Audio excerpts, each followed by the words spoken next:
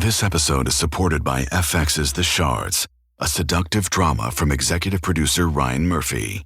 Set in 1980s Los Angeles, the series follows a group of glamorous, deeply entangled high school seniors drawn into a life of wealth, beauty, parties, and excess. At its center is Brett, whose reality begins to unravel when the arrival of a new student coincides with a series of mysterious murders. FX's The Shards, now streaming on Hulu. That's not the countdown. I saw it. I couldn't resist clicking it. Oh, okay. Summary time. Wait, summary, not bit? Oh, wait, right. Bit time. I was about ready to start my line thinking that this was just like the nonsense you were doing, but I wasn't certain, so I held off.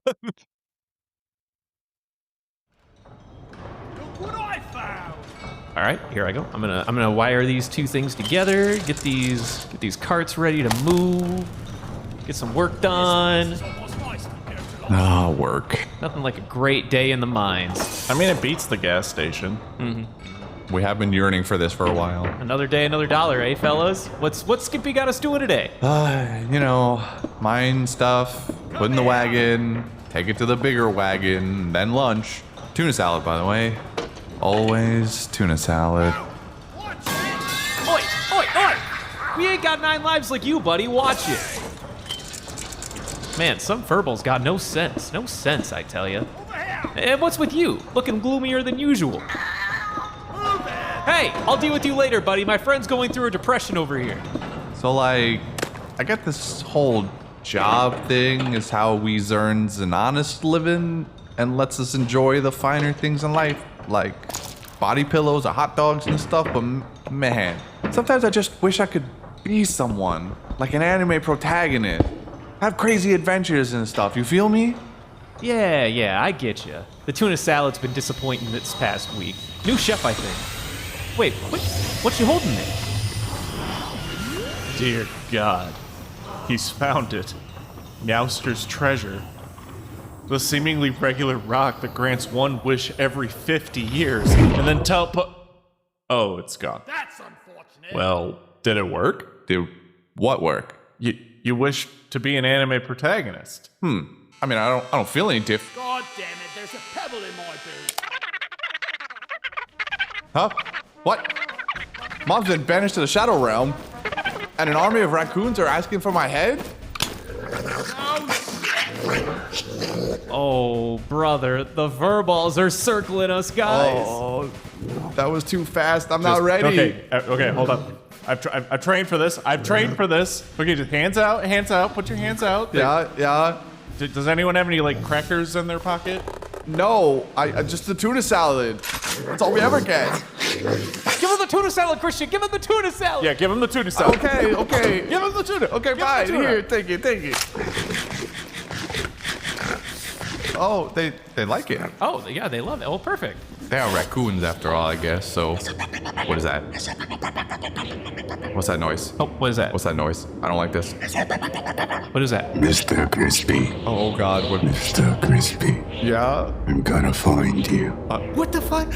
Okay. What is that? What sleep paralysis ass demon was that? Daryl, is that you? Don't sleep, Mr. Crispy.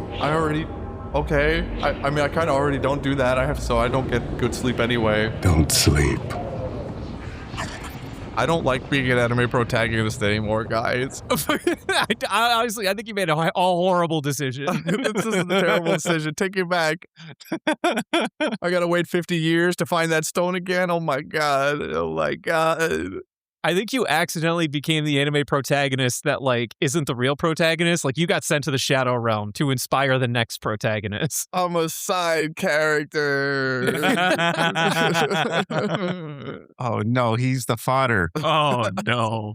Wait, Mori, but it's talking about anime characters instead? You are not the fodder. I told you. You are not the fodder. Wait, that's funny. I like that.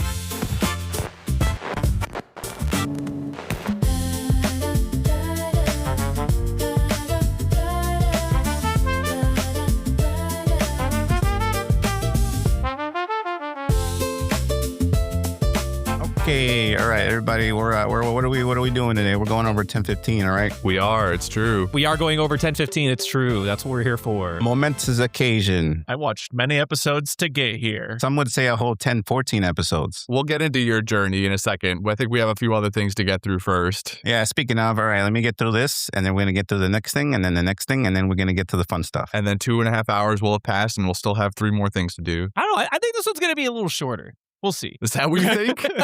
That's what we always say. Yeah. Listen, they'll hear 2.5 hours. We'll be here for 5. Guys, 30-minute recording. In and out. We'll be done. Yeah. Hello, everybody. We are going over 10:15 today, and I have this little thing I want to read, and then we'll dive in. Blah, blah, blah. Spearheaded by the visionary direction of Megumi Ishitani, 10:15 is a gift bestowed to us mortals as a cinematic experience by an Avengers-level production team. While standard One Piece episodes are produced in roughly 2 months' time, and they frequently suffer from compromises, this one was given an outstanding 6 to 7 months. Oh my God. That is a very long time. Oh my God. Yes. Yeah.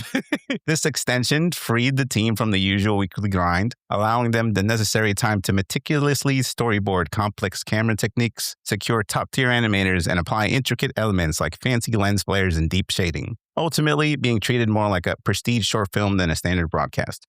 Achieving this level of refinement required everyone involved to go beyond plus ultra. Merely adapting manga panels would have been an insult. From the deliberate transitions to the smooth micro expressions during Yamato's emotional breakdown, every frame was meticulously thought through and then sharpened to meet the emotional weight of its origin. As for the episode itself, here's Christian with the summary. Thank you, Jordy. In decades past, upon returning home, Kozuki Oden learned that in his absence, the people of Wano were now under the subjugation of a pirate named Kaido. While initially reacting with violence, it was made clear that such a route would lead to his people suffering. Having a bit of hope, a deal was made. He would prance about nakedly every day, singing and hollering the tune of Oden's soup. While the adults grew to resent him, unknowing that it was this very act keeping them safe, it was the children who found it amusing and became fond of it. Years later, discovering the truth and watching his unjust execution, it was these very same children that would grow up in the misery that followed. Children that watched the generation before them slowly crumble from terror, watched as their strongest warriors were trounced with ease. The kids fortified themselves with hope and waited, their hearts clinging to Toki's prophecy. You are the moon, yet unaware of the dawn. May your purpose be fulfilled. And cast 9 shadows on the night woven of 20 years, and you shall know the brilliance of the dawn. Remember this, please. Now, as the moon passes over the heavens, wielding the soul-embedded blades of their ancestors, led by Destined 9, they charge towards their one minuscule chance at freedom. To arms, loyal samurai! Take a stand as a Kozuki warrior! We shall lead you! All ships to Onigashima! Our moment is now!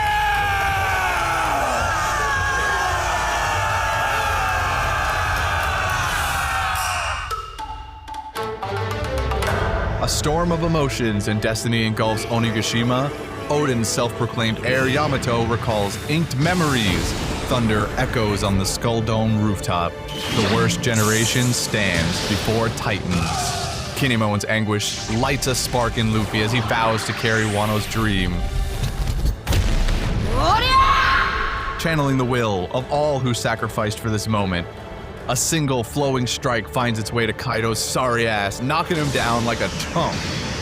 Its weight reverberating through the battlefield, and off in the distance, an indistinguishable laugh brightens the sky.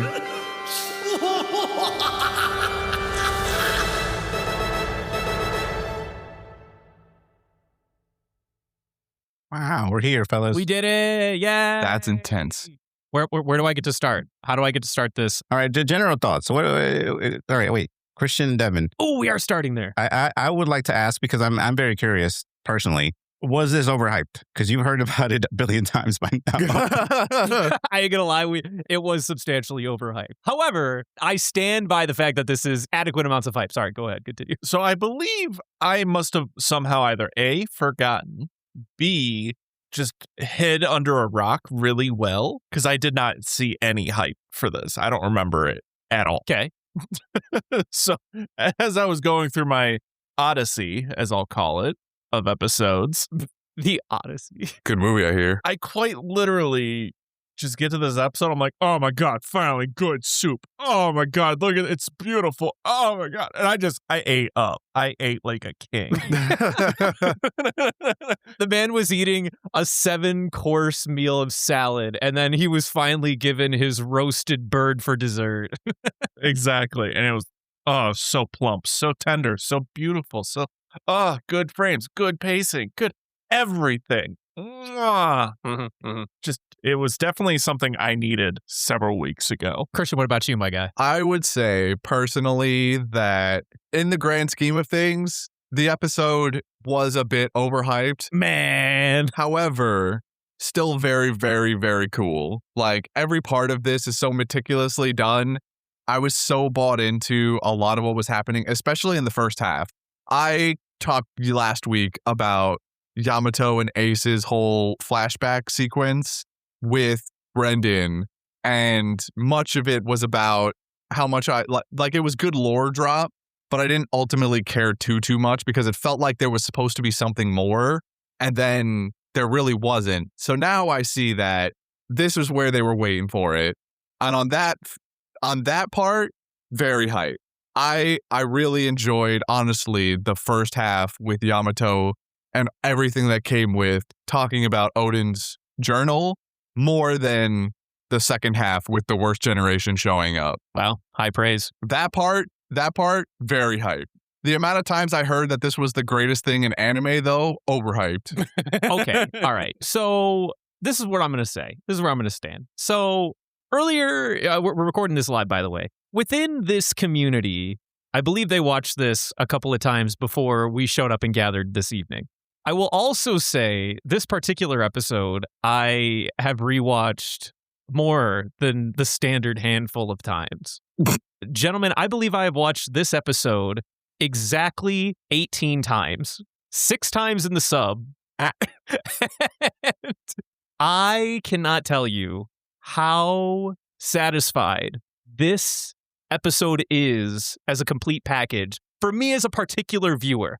This has every fucking beat of what I want out of this stupid fucking anime about a stretchy boy that does pirate things, quote unquote pirate things, when the real story is about overcoming insurmountable forces and the bourgeoisie. This is and the human relationships and the pretty shit. The way that Ace's fire is like animated and all this stuff, oh my, like everything hits. We get to see the flashbacks to like Luffy, Sabo, Ace, and how they are mirrored to the journey between Oden, fucking Whitebeard, and Roger. And suddenly you see Yamato in real time do this, like it clicks. Oh, I got it! All right then! Okay. Ready? I'm gonna be...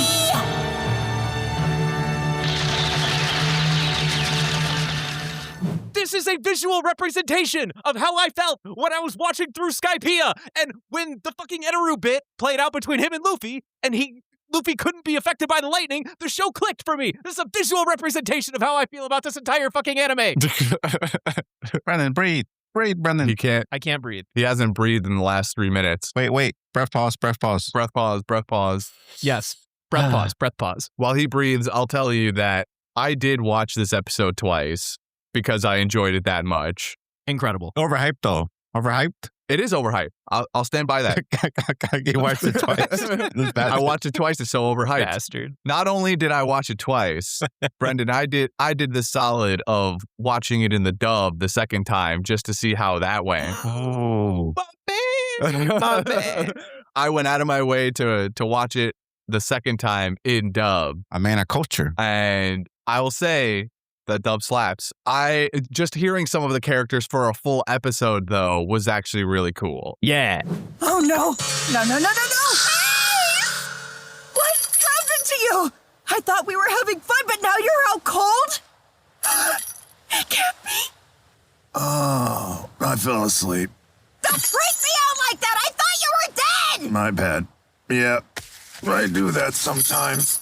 That was not the first time that was the first time that I've watched an entire episode in dub, I think. And I do not regret it. That was awesome. I was a big fan of, especially, honestly, I think one of the more impressive performances was out of the two emperors for me. Like Kaido and Big Mom's voice actors are perfect as far as I'm concerned. They're awesome at being the exact same level of menacing and tone that the Japanese sub is.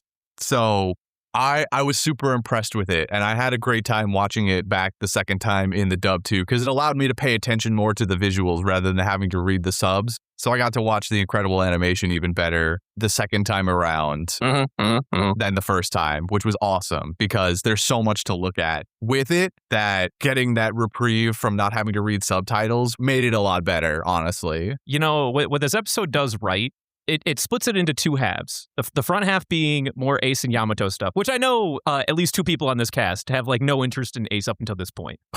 I will say the Ace Yamato stuff is the endearing part that just pulls you the fuck in to what's happening. And you know what's even funner? Most of the Yamato shit that happened in this episode is fucking anime only. Oh, really? Interpretation. Yes, it's very heavily inflated based on the few like rudimentary facts that we have about Yamato to the audience up until this point in time. But the extended relationship and like the way that the conversation between him and Ace sort of transformed over a long period of time over a single evening, and all the things that they shared, like all of the major story beats stayed the same between like, okay, they definitely had a chat, and at some point Ace does that thing where he's like, oh, I accidentally said what Luffy's dream is or whatever, and then Yamato goes, no, you don't understand, there's somebody in this book that wants the exact same thing. That much happened, but like all this other extra fluff, I don't even think the Viva card? No, the Viva card might have been in there too. But there's all this stuff that like expanded upon what makes Yamato tick, what makes Ace tick in this moment, and what like brings these two people together into growing this believable friendship is just so real and visceral and well made, and I love it. And I can't say it enough. I'm still mad that they didn't kiss. Well, I don't think this is supposed to be a romantic thing. I know, but it was just, you know, my bet from many a moon ago. Well, he's got like a whole thing going on. He's biased here. Yeah, I know I'm in my own camp. He's got an agenda going. For those who are unaware, Justin's in the chat right now. He can't join us this evening. He's literally in the chat saying best friends kiss. So apparently he's You gotta kiss the homies goodnight. You gotta kiss the homies goodnight. Apparently he's an Ace Yamato shipper, which I don't know. I find that kind of weird, honestly. Weirdo. I mean, you could do it. But you can. It just, I don't know, man. It just doesn't really feel like the time. Maybe. I don't know. Well, in this specific instance, maybe not. But if Ace had lived long enough, then we could have maybe had something. I can see it. I just really appreciate because I forget his name. Miyazaki does this too, where he appreciates characters that there's no purpose to their friendship. It's just genuinely they're friends. Yeah. And they help each other out. And that's the end of it. Like he goes out of his way to avoid any like shipping in his movies other than the obvious ones. Yeah, I agree with that. I also think they could just have a beautiful friendship together. This is a good movie. Oh, I'm sorry. Film? This is a good movie. Sure. All the above. I mean, it's basically a movie, right? So if you go back to when I was raving about Film Z, I said there was only one thing that ever surpassed it, and here we are. This is the one. Welcome to the show, everybody. Yes, this is the singular. This is the one thing that surpasses. What is it, 20 minutes, 15 minutes? I don't know how long it is. It goes by so quick. It's your standard 24-minute, yeah. You start this and you go, man, I got a nice 25 minutes, and then you blink, it's gone. It's just gone. You're done. It's so smooth, it's gone. That is so real. I get sad every time. Brendan's watched this 18 times. I don't know. I maybe not as much, but I've definitely rewinded a couple scenes, maybe more than 30 times. I think I can almost quote this entire episode. All right, do it. Maybe even in Japanese. Actually, could you do that for us? One Piece transcript. No, I can't.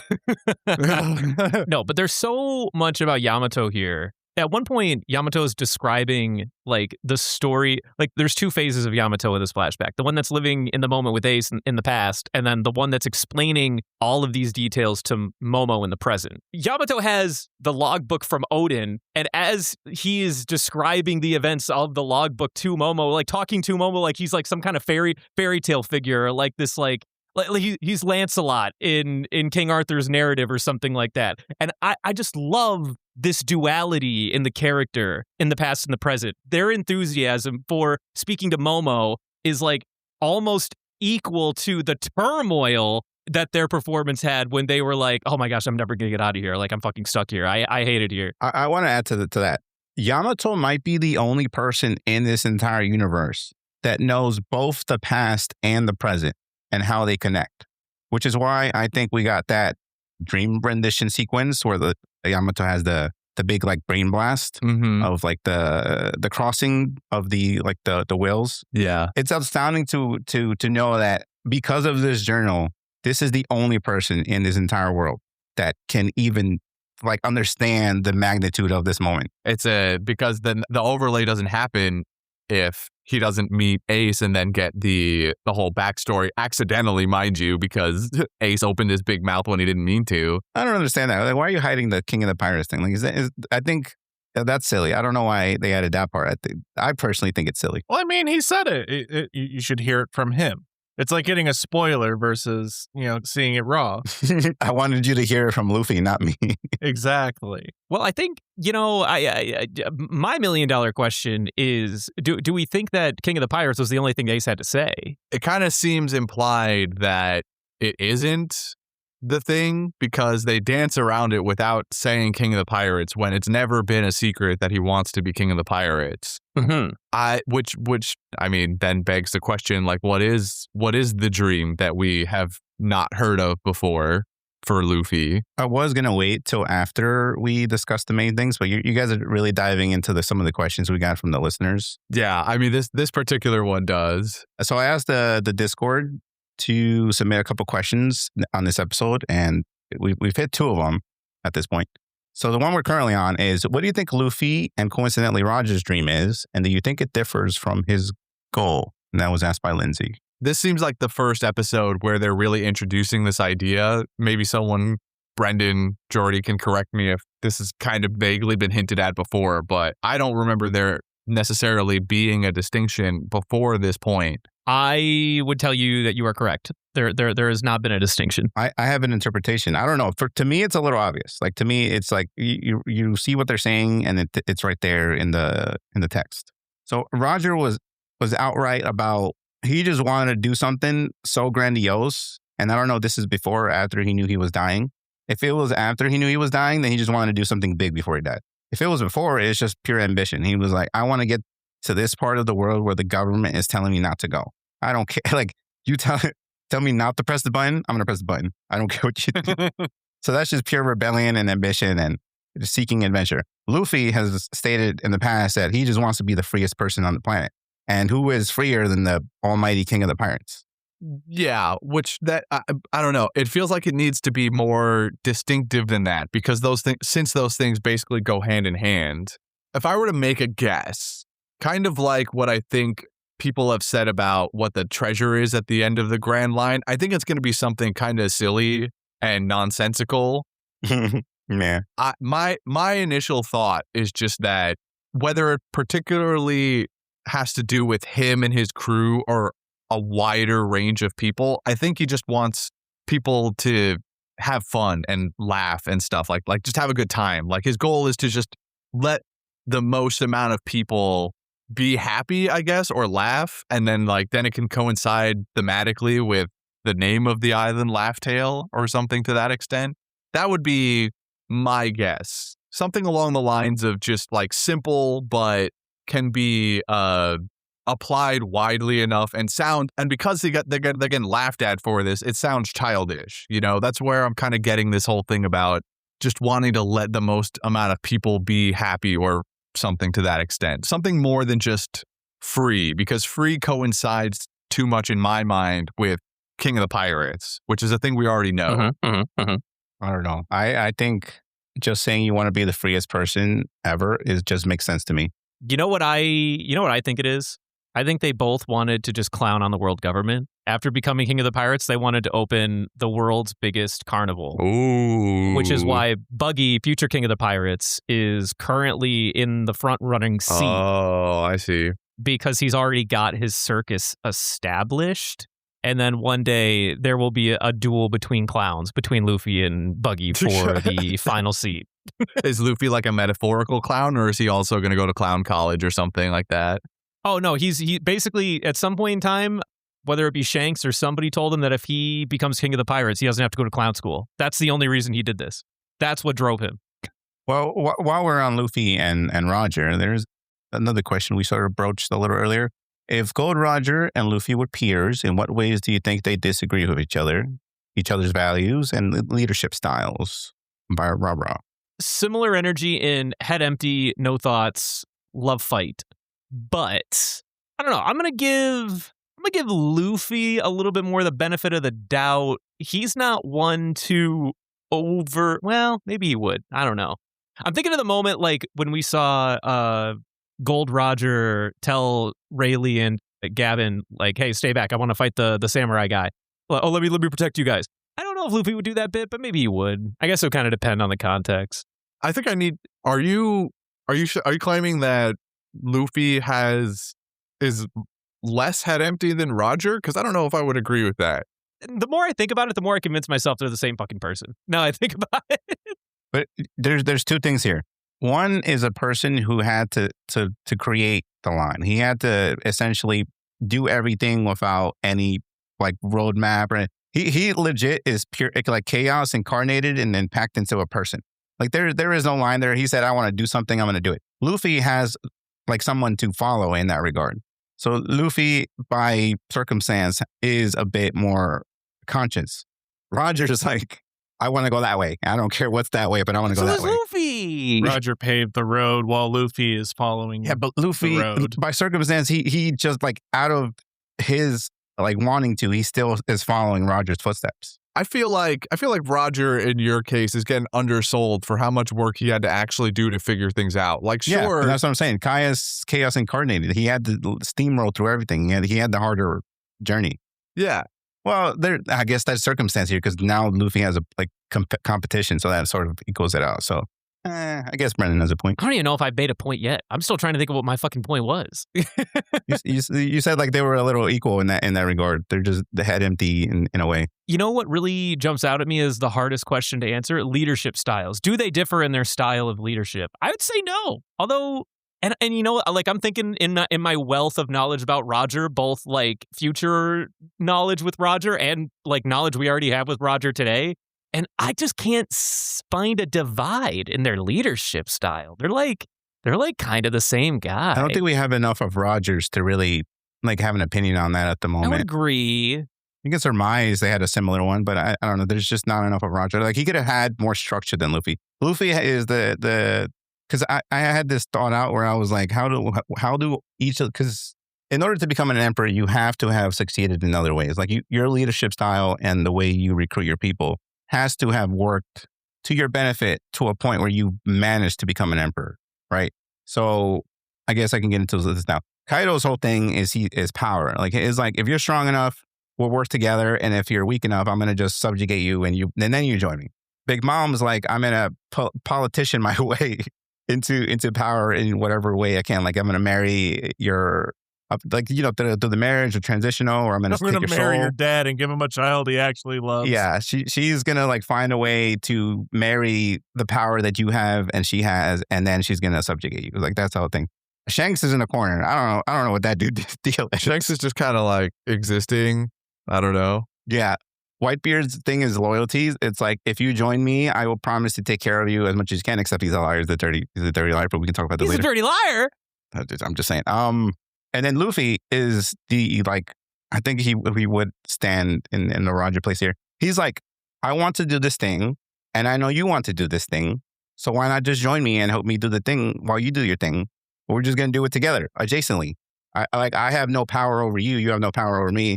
I am technically the captain, but I genuinely do not want to like give you orders unless there's like a big thing I want to do. And it's like, now I'm going to take my captain role. I'm only going to pull the captain card when we're fighting somebody that I want first dibs on. Yeah. I like the nature of the question. I can't think of too many things. It feels like, to me, there's something, Roger feels more inherently like a leader than Luffy does. There's just Luffy gets by on a lot more charisma, specifically, where what we've seen through his actions in certain arcs, but that's also by nature of how often we've gotten to see him. Roger, from what we have seen, seems like he has more of a specific commanding presence that isn't just through his actions. Like I'm imagining Roger as a lot better of a speaker than Luffy is. Does what I'm saying kind of make sense? I feel like I'm not necessarily getting the whole point across. Could I try to translate that a little bit into my little brain? Yeah, please do. Computer, translate what question said. Luffy is more like Oden in just being the strong dude taking down the big thing, and people look at that as like, damn, I want to follow this guy. He's kind of cool. Roger is more like a politician who happens to be strong as well, where he's like, I want to achieve my goal, and let me get Oden, please. Whitebeard, please. Whitebeard, please. Please, pretty, please. Pretty please. Can I just have that one guy from the land who can read the poneglyphs, please? I need this dude to read all these fucking red rocks. As soon as he's done reading the red rocks, you can have him back. He does play the political game, which I think that's the difference there. Yeah. As much as I don't like comparing a character I like and enjoy to a politician, that is a somewhat fitting descriptor for him. I guess my only counter would be like, he's also like a 47-year-old man, was he? Something like that, versus like Luffy's 19. True. That is true. Well, sure, but then I mean that's what we're talking about. We're talking about the difference between the two. So true. Yeah. No, I guess that's fair. Maturity. What's the difference between the leadership style? Age, experience. Yeah, I mean it does come down to that. To be fair, that is true. Yeah, different experiences. Yeah, I get behind that. Yeah, dying also, like actively dying, being dead, having a crew still. Luffy's been there a couple of times at this point. Honestly, I didn't put too much thought into it. I mean, to the question, they're almost that's the same picture. Like that's all I see. I'm like, those are the same. They go out of their way to put one in front of the other. In fact, like y'all are putting so much thought into it. My head's just like smooth, like scanning the picture. I'm just like, yeah, that's a rock. By the time I hit my 50s, I'd learned a few things, like how family is precious. Work can always wait. And 99% of people over 50 already have the virus that causes shingles. Not everyone at risk will develop it, but I did. The painful, blistering rash disrupted my life for weeks. Don't learn about your shingles risk the hard way. Talk to your doctor or pharmacist today. Sponsored by GSK. All right. Now, before we get into the big rooftop scene, there's another question I want to broach before we get up there. How did Oden know about the parts he wasn't there for? Did he have future sight? That's from Shocked. The parts that he wasn't there for. I need more context for this. This question in a vacuum makes no sense to me. What are we specifically taught? What knowledge does he allegedly know that he's not supposed to? Yeah, because like he got a newspaper. I think the question is, how did Oden know about anyone coming in 20 years' time? Period. And I think the answer to that we've had time and time again. Once they made it to the end of their journey, they learned several secrets of the world and then therefore knew, similarly to why Toki came up with this in 20 years' time, blah, blah, blah, blah, blah. Like, Toki said that shit because she also had the fucking the spoils, all right? She got the spoiler logs from Oden right before he died, and she's like, I'm about to do the funniest fucking thing of all time, buddy. I'm about to do the funniest thing. And then called her shot 20 years into the future because it overlapped with what Oden learned at the end of his journey 20 years ago or whatever. So but I think where this question's coming from is how did he know with as much certainty? Sorry, go ahead. So yeah, it's what Brendan said. And also I'm trying to read because I also asked like for clarification here in the Discord. But so his line was, in case I'm dead. people, like his thing was that he wasn't certain whether he was going to be alive or dead. And I think my only answer to that is he knew of the future, but he didn't know if he was going to be around for it. Yes. I would agree with that additional thought entirely. Because I think the confusion was his line of if I'm there or not. Yeah, I think it just goes back to the guy was ready to lay down himself to get Wano ready for the people that are coming in 20 years. And then in his monologue, he's like, but if I'm not going to be here, don't worry. The fuckers that are coming here in 20 years are going to be a fucking storm, brother. Don't even worry. If I'm understanding this correctly, the question is really, how would Oden have known that people were going to get sent 20 years into the future? Is that the spark notes of this? Mm-hmm. Yeah, I believe that. Look, I made this prediction a while back. Joy Boy predicted everything. That man wrote everything into a tablet and put it on the thing, which is why they were laughing, because it said they were laughing, and it just made them laugh. Okay, more. well, that's all speculation, though. That's, at this point, isn't it a little clear? He knew 20 years was going to pass. We don't know who put the spoils on the damn rocks. It could have been Joy Boy. It could have been anybody. He said Joy Boy. You'll just let him.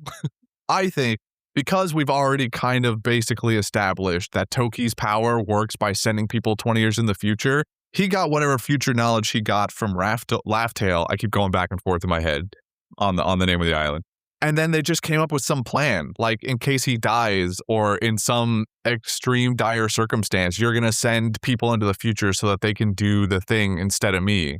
They had a plan ahead of time. They told nobody about it. And then he wrote it in his journal. 20 years in the future, shit's going to go down.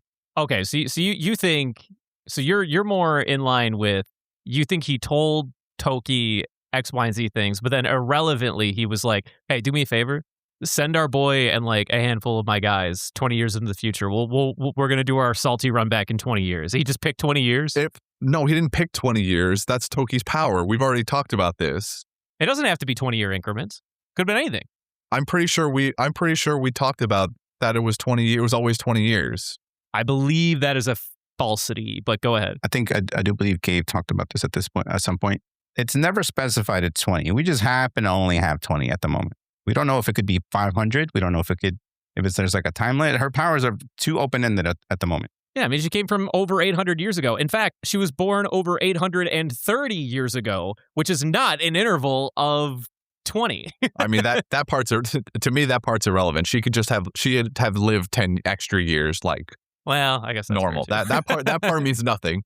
This is where devil fruits are weird because you can make them anything at some point. Well, sure, yeah. I guess in my head, I thought there was some, besides sending the Akazaya into the future 20 years, I thought there was some other instance in which we heard that she herself moved 20 years into the future. I might be misremembering that or making up something that happened, but I think Oda left those details fuzzy on purpose.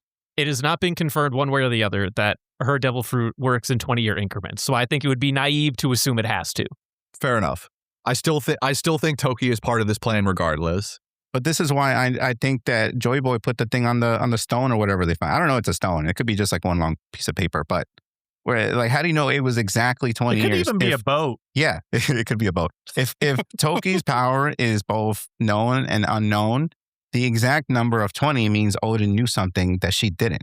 So he knew future knowledge. How did he do that? He read the letter, the long scroll that Joy Boy left behind. All right, I'm not calling into question where you're getting your information. I'm calling into question whether or not you think Joy Boy specifically wrote his fucking life story at the poneglyph at the end of Laugh-Tale or whatever. I don't know if he wrote his life story. I just think he wrote what was going to happen in that time period they're currently in. How would he know the future? See, like I don't know, man. I think. See, that's a different question, right? That's a whole other future for. Either way, how do you know the future? I guess. How did he know? Who knows? But he knew. I do believe that I find me and Christian have different interpretations of how we got to this point. So maybe this question had more merit than I thought. I believe in my soul, Oden learned the spoilers. I don't know how he learned the spoilers. I don't know how anyone could know the spoilers. He learned some spoilers. And in exactly 20 years, he was like, wait a minute. If I fail my fucking overtake of Kaido now, I know that in 20 years, some other fucks are going to come by. Toki, make sure that you are ready in 20 years for the coming of the next ones, because they're going to be the ones to take down Kaido. And then Toki's like, I got you. Sure, I can do this. This is my jam. This is the version of the story that I see in my head. Now, as for how spoiler logs exist at the end of Laugh Tale, who the fuck knows? That's a separate question. It is a mystery. Wait. This is why I don't like dealing with time, because the issue here is, what if Joy Boy had the time fruit at some point or something, and then time stuff happened, and it gets confusing. Time is annoying. Yeah, I'm going to tell you why I hope that's not the case, because I hope the time fruit literally never comes back into the story ever again. We had a good run, and she can only send people to the future, and that's cool, but let's not do any more of it. Let's not use this again. All right, so now we're at the roof. Boy, are we. Quick question, because there's one thing. So it was this episode that we find out what Kaido's fruit's official name is? It was last week, not this episode. Okay. So I have a story about that. Sure. We don't have to go into it if we don't want to. Well, now go for it. Go for it. Whatever. You've teased it. Okay. So we now know it's the fish model something, right? There was a lot of text on the screen. That doesn't matter. All I needed to know was the fish model. Now, how this is funny to me. So for a while now, my friends and I, whenever we're hanging out, we get in those lengthy bonfire conversations, right? At some point we were discussing like, oh, if we were to try and genetically modify an animal into a dragon, where would you start? My friend and I were always on the basis of start from lizard. It's already halfway there. All we got to do is go from, give the lizard wings somehow through years of, blah, blah, blah. And, we get dragons. Boom, bada bing, bada boom, done. My cousin has been on the firm belief of, no, we start from fish. So it started this long argument, and it goes on for like 4 hours, right? And it ended up being a reoccurring inside joke with us that, oh, what is that? Oh, it's a fish. Like every single time, like whenever someone's like asks a question like, hey, what is that? Is like a capybara a mammal or no, it's a fish. Like that's what we do.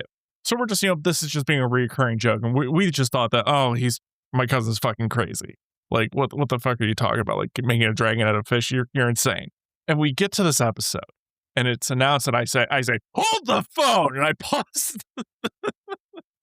the episode.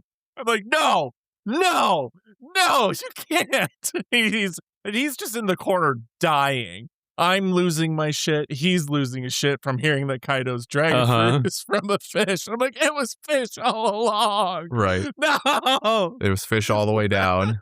It was indeed fish all the way down. What's the official title? I can tell you, but we haven't been given the name. Fish, mythical something, mythical model dragon?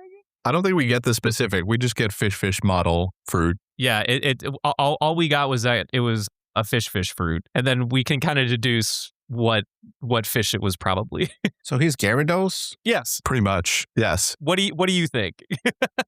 What other famous fish historically turns into a dragon in any folklore ever? A lot of Eastern folklore, dragons come from fish, always. Name one other fish. Literally most of the dragons in Japanese mythos. I want to know one breed of fish that isn't koi that turns into a dragon. I'm not saying a different breed. That's what I'm saying. Model is only a breed, brother. Come on, Devin, get it together. Nah, fuck y'all. You don't call it fucking fish model Derek. Brendan, you're a fish. You're a fish. Zoan is limited to 3 forms or 4? So listen. Oh boy, here we go.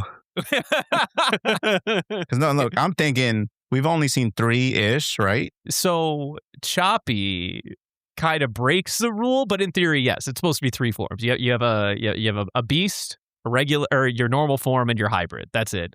However, Chopper just has his own fucking rules. So with the Rumble Ball, I think his big thing is Awaken, but that's irrelevant to my point. Hypothetically, Kaido could have a fish mode. He could be a tiny little fish. I guess he could be a Magikarp. They could put him in a little fishbowl. He could be a Magikarp, yeah. Now I'm just imagining this fight ending and he's in a fishbowl. So what do we think of the roof stuff? My favorite entrance is Zoro's. Just falling with style, if you will. Just fine. Falling with style and having to be stopped by law, no less. How humiliating. I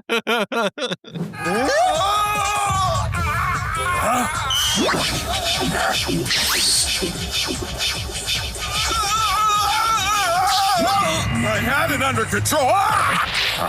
Another one. So 1015, it's no secret. It did adapt chapter 1000 of the manga. Mm-hmm. And I found chapter 1000 to be hype as fuck for obvious reasons. And one thing I really like about the when all the goons square up against the emperors, and the like the fucking Big Mom's son Prometheus is like the light source behind both Kaido and Big Mom as they're like shadow casted in the front, Prometheus looking over him in the back, and then all the Gooey's in her office and she's like, we need a lens player. How do we the sun dude.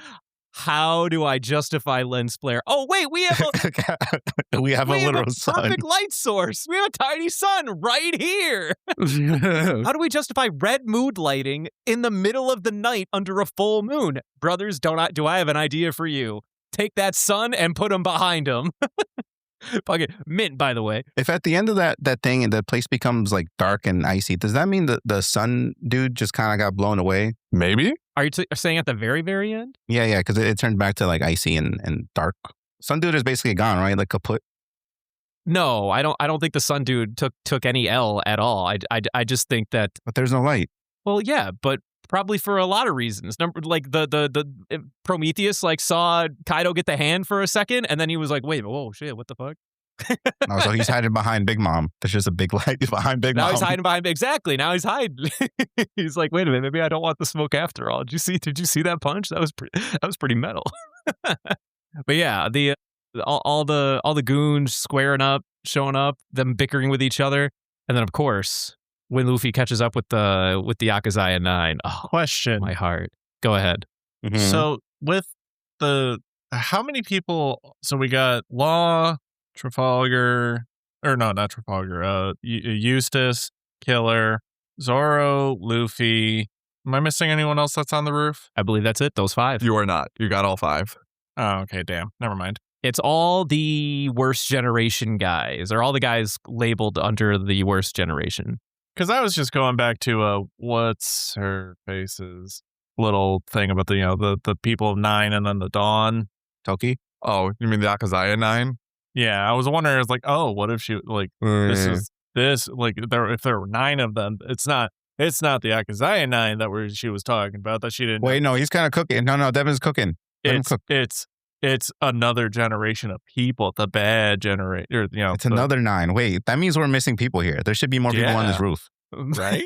wait, no. He's Devin, predict. Go. Keep going. Go. Don't stop now. More people. Sizzle. Seasoning. Okay. Sanji's going to be up there. A couple of the crew. Brooks not. I don't think Brooks is going to be up there. He's going to be too busy. Uh-huh. I feel like Wendigo Chopper.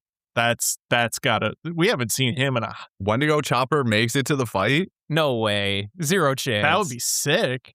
Think of it. Kaiju battles. He just wants more kaiju. Well, Devin, think of the people that are not fighting at the moment. Who the fuck's not fighting? I mean, there's also Robin. She's fighting. What's the tarot card guy? Hawkins. What if he does it? Nah, he's also part of the weak or worst generation. You think he's finally gonna switch No sides? shot. Ain't no way, dude. He's a fucking he's a loser. As much as I enjoy Hawkins' power, he's a Drake sucko. could join in. Drake definitely will probably join in. I don't think he's strong enough. I could see Drake jump upstairs. I don't think he's strong enough. I just think he might join in. Yeah, he'll show up just to get got. Yeah. Who is the weakest person of the people there at the moment? Usopp. Of the 5? Or of everyone in Onigashima? Of the people, of the rooftop people. It's Killer, no question. I mean, it has to be Killer. Come on. Okay, so they have to at least be stronger or stronger than Killer. I don't know if those exist. I think the top 5 on the island are there right now. I can think of one. I can think of at least one. Who's that? You mean besides Yamato? There's Yamato. Yeah, Yamato. Oh, well, yeah. Okay, Yamato. Okay, that's fair. Yeah. Yamato's going to get up there somehow. I wouldn't be surprised if Yamato does end up there, yeah.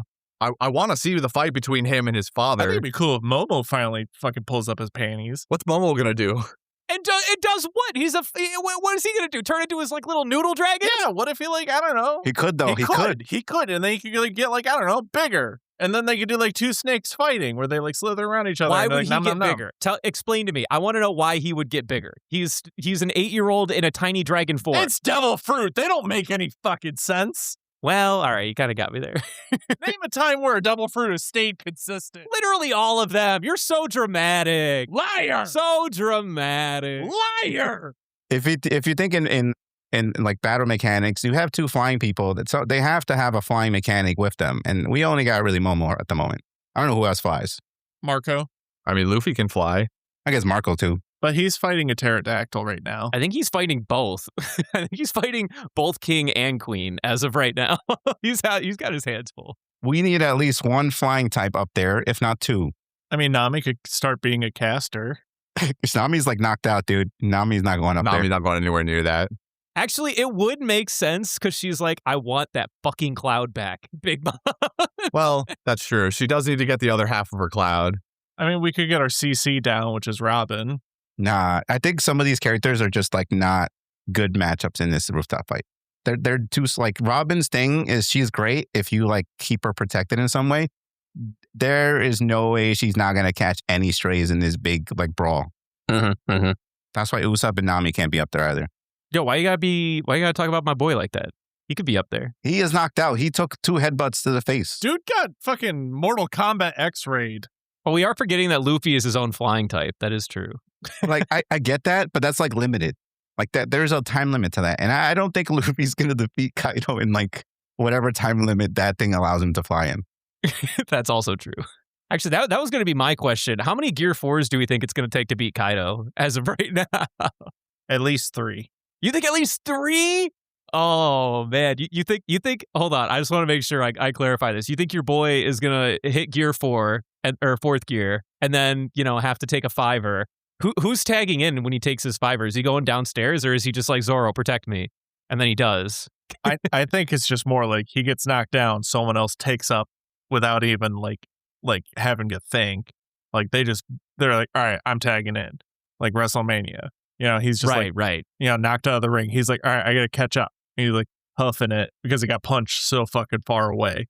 Then Luffy continues to he analyzes. He's like, yes, Kaido's movements. I can see if he's slowing down. Let's group up the people. We have the 5, and then I believe we have Yamato. That makes 6. I think Momo's kind of a decent pick if he's not like combat dude. I want to let the record show. I believe he's in the roster.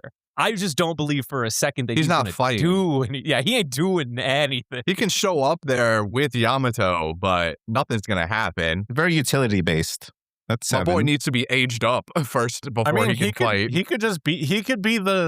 could be Zoro's ride, so that Zoro can fly. Oh, Zoro rides him, and then he swish. Who's left? 2. We need 2 more.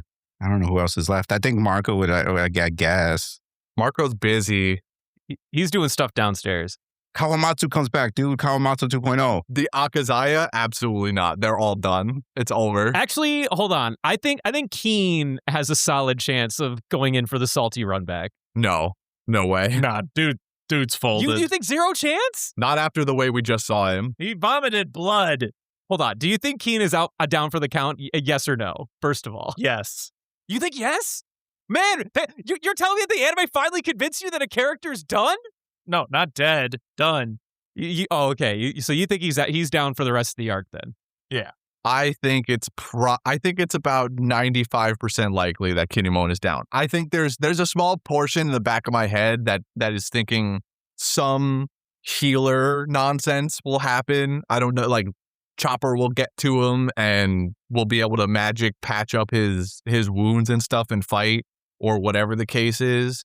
Is there anybody else? I guess maybe Law could do something heal with the op fruit maybe.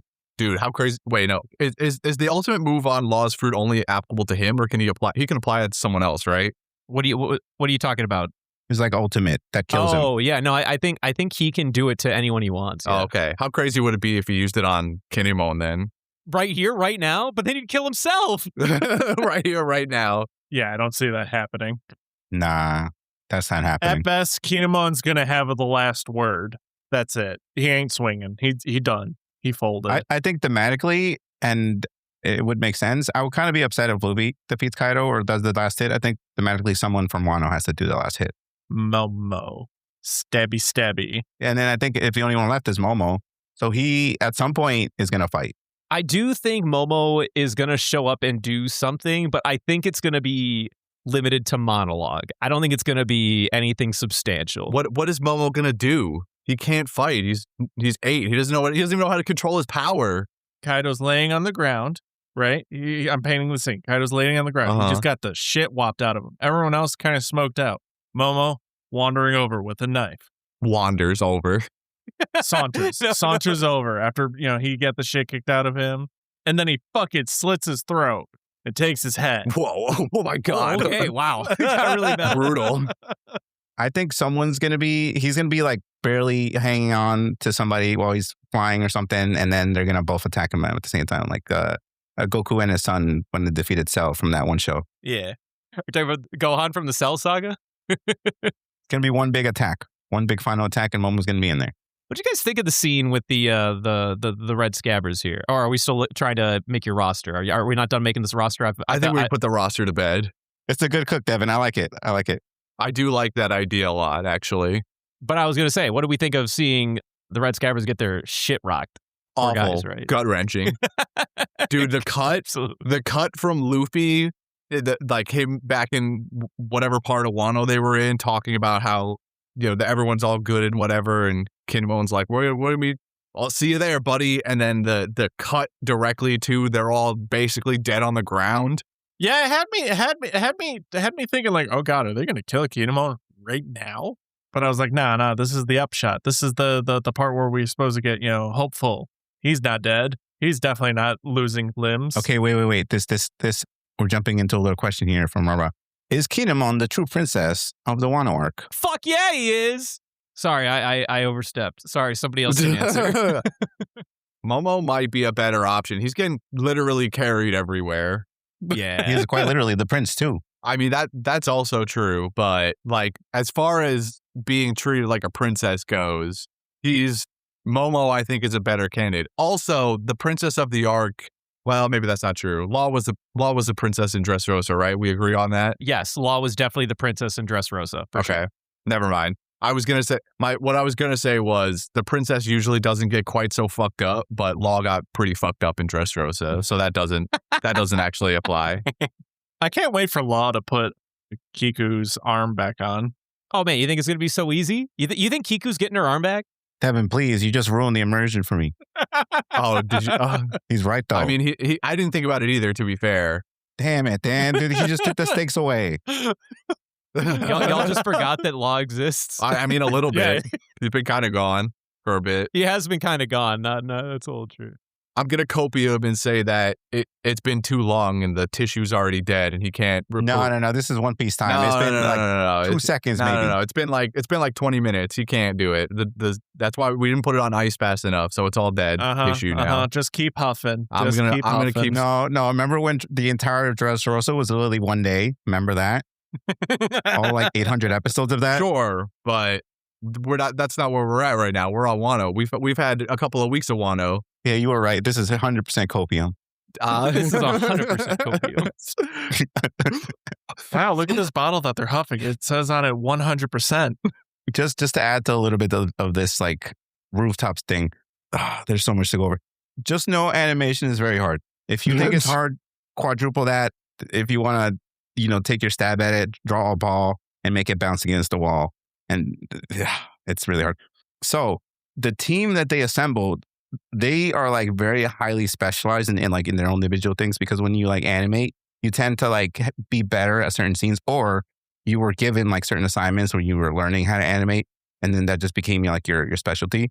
So it's fun to just go through the list and be like, oh, someone was in charge of Luffy's hat, of Luffy's hat being bent a little and being shaded a certain way, or like that transition between when the Scabbards were like happy and go lucky, and then it cuts to that really dark and dramatic thing. Like someone was in charge of the shading of that scene it's just so much. So, people were in charge of Luffy's walk going up. Like you have an entire teams dedicated to these like little 10-second slots. So just imagine it's just a lot of people in these micro moments.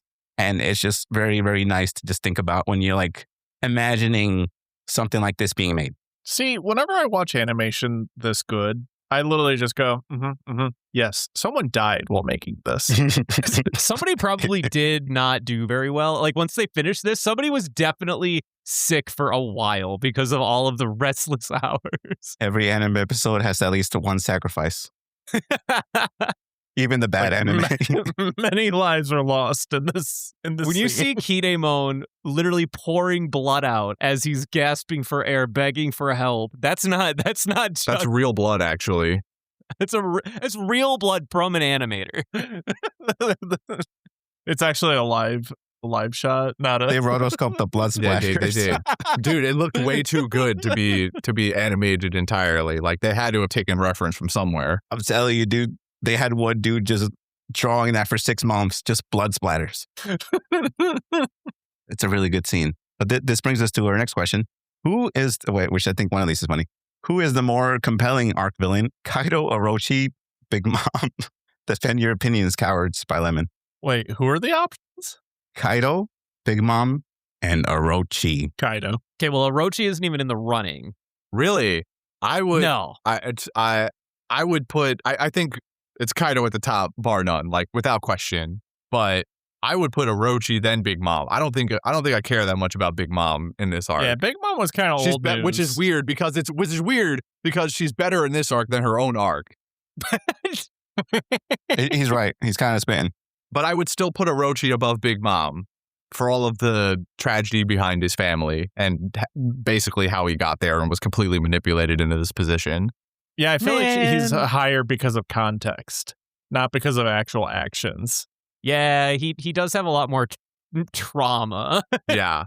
Here's Big Mom in one sentence. Big Mom had FOMO, and so she showed up. Well, okay, but before that, she has some backstory that we got from her old arc. You know, like she was put into the adoption agency, soon to be, conscripted into the Marines at some point when she became of age, and then accidentally ate her adoptive mom.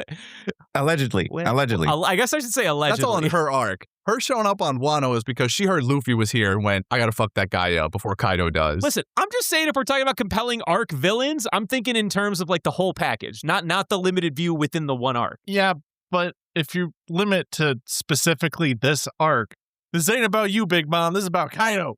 We're doing Kaido thing. We'll get to you later. Yeah, but I think she knows that because it was literally that guy owes me soup. I'm going after him. Or cake. Whatever that guy it was. ruined my party. Which honestly, if you have a big wedding party and the cake is like this big thing you're looking forward to and this tiny little shrimp beats it up and like destroys it, and I think you're kind of validating on kind of revenge. fair. But don't yell about it for 30 episodes.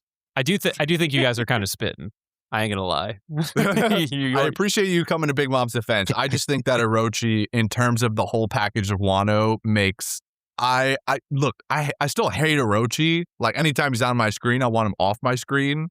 But I still don't believe he's dead.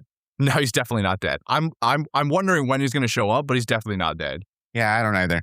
But I like as far as compelling villains for the arc goes. Yeah, I would put Orochi above Big Mom because of everything that happened to him. But Kaido stands at the top, bar none. Like, I think we could all agree on that. I think if there was a pie chart, it would be 99% Kaido, and then the 1% is fought between Orochi and Big Mom. I'd give a few percentage points more to Orochi. Yeah, I mean, I'd still divide it a little better than that. I mean, Orochi's like a villain of circumstance. Like, he just happened to be there. Could have been anyone else. I mean, I don't know if he happened to be there. He meticulously put himself in all the positions needed. No, but they've like brainwashed him.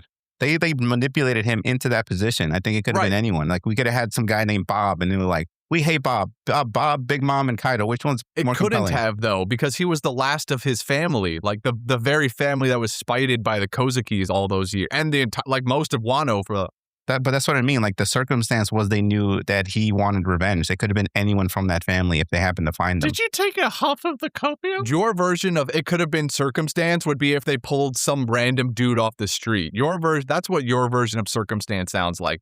When you say it could have been some guy named Bob, it's like they pull some dude off the street of Wano. Wait, what's the last name? Orochi Urazumi? Urazumi, yeah. Yeah, that, right? He happened to have the last name, and they were like, oh, damn, this Orochi guy was a little promising, but he died trying to fight Oden or something. Let's take this other guy instead. To me, he's nothing more than a pawn. Kurozumi. I don't know if I agree with that take. I think Orochi being equivalent to a pawn. No, he's definitely at least a bishop. Nice. Yeah, I do think that he was influenced. Yeah, he's definitely a bishop. He's a pawn that leveled himself up not to a queen, but to the far inferior piece, the bishop, because he didn't have the vision yet. If he was to do it again, he would level himself into queen for sure. But that being said, no, I think that he has drive, ambition. He wants this. Mainly because he was traumatized and then was living under the guise of being like, why me? Like, why am I like this? And then only when he was given all of the tools available to him to be the villain he is today, did he become that guy? Like, yeah, was he influenced and also given all these tools? Yeah, for sure. But he definitely had that dog in him. Like it was in there. All they did was like poke the bear a little bit. I don't know if he has that dog in him. They've literally handed it to him. It's like, here's this fruit. Here's this strategy, do this, do that. Also, we're making you literally invulnerable and no one can attack you. And then do this, and then do that, and do that. Well, I think, again, all these things helped to reinforce him, but they didn't, like, trick him into being this villain. They handed him the keys to the car and said, you can drive whatever you want. We highly recommend you drive down interstate, blah, blah, blah. And he was like, honestly, sure. I don't know, but I have been persuaded that maybe the tier list does go Kaido, Orochi, Big Mom. I think I have been swayed. Big Mom, unfortunately, in this arc, is really only here for themselves, which is fair. It would be really ironic if in the next episode, Big Mom takes out one of the rooftop people. That would be crazy. But I don't think that would change. It would be killer. No, I think it'd be Kid. Because people have been calling him Useless Kid for a while, and I'm just going to assume Useless it's him. Captain Kid at his best. The first one that's getting killed is Killer of these 5. First of all, you can't kill Luffy or Zoro, main characters. Between Kid and Law, Kid has already been shown to be like one of the major guys, as did Law. Law's a fan favorite. Killer has already been given the short end of the stick earlier in this arc when he was quote unquote saved by Kid after he was the fucking murderer guy. And if anything, I think that raises more death flags after he ate his defunct smile fruit and got cursed or whatever. And then he came back into this fight because Kid said that we're going to fight him. If anything, I think that puts him lowest on the chopping block. In fact, it wouldn't even surprise me if he's already got the death flags over his head right now. Would not surprise me in the slightest. So anyway, Orochi's not a good villain. I don't think I agree with that. Disagree. I'm just making an argument. Like, I'm not that attached to the idea. Well, you're wrong, but it's okay. You're wrong. Now give me that can of copium, and I'm going to put it in that's mine. The shed over here. I'm not done with that. Both of you. You've had enough of it. You both had enough. It's mine. I paid for it. No one paid for it. We stole it. I'm assuming that question is done now, right? Yeah. Can I just throw in how fucking wicked it is that for Red Rock? So by the way, for the folks keeping track at home, Red Rock was the bookender for Chapter 1000, both in the manga and in 1015. Red Rock looked cool as fuck. Sure did. Drawn out in a comic strip, just saying. But in the anime, fuck, dude. Dude, Red Rock fucking slaps. Yeah, dude. Now come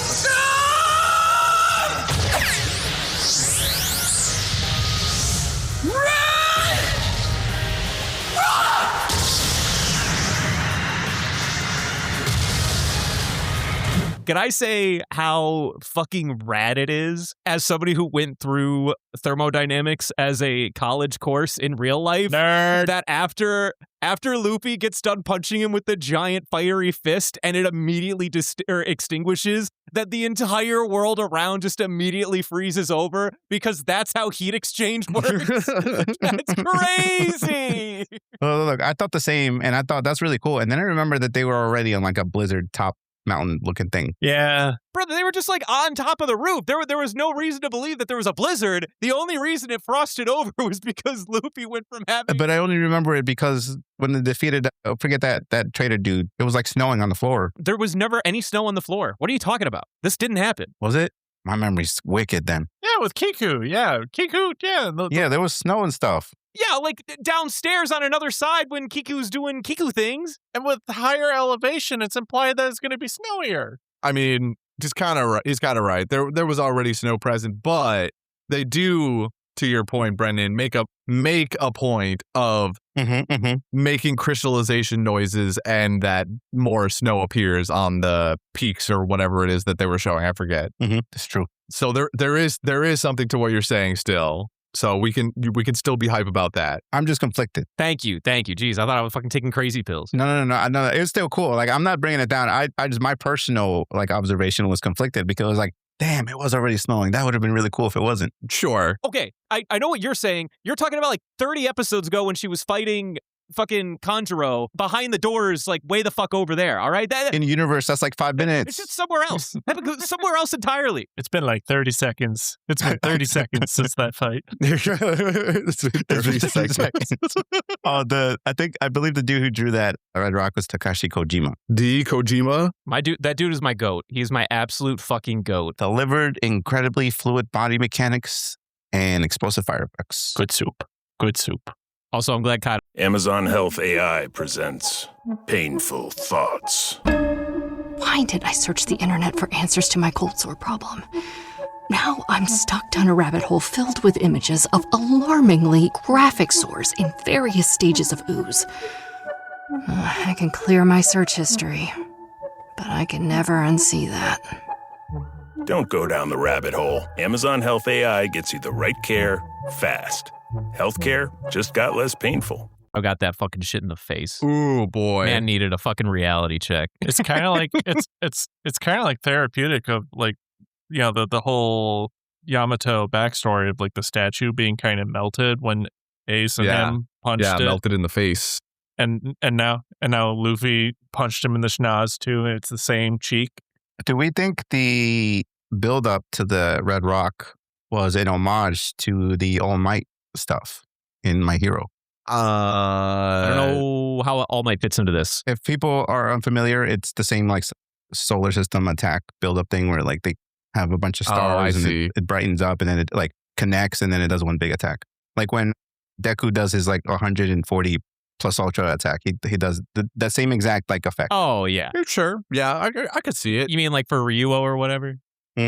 I wouldn't be surprised.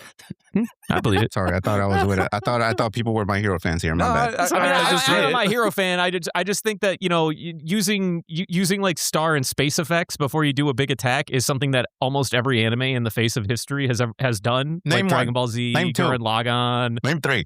How long am I going to do this for? And Genesis. Name 4. Genesis. Every Gundam ever made.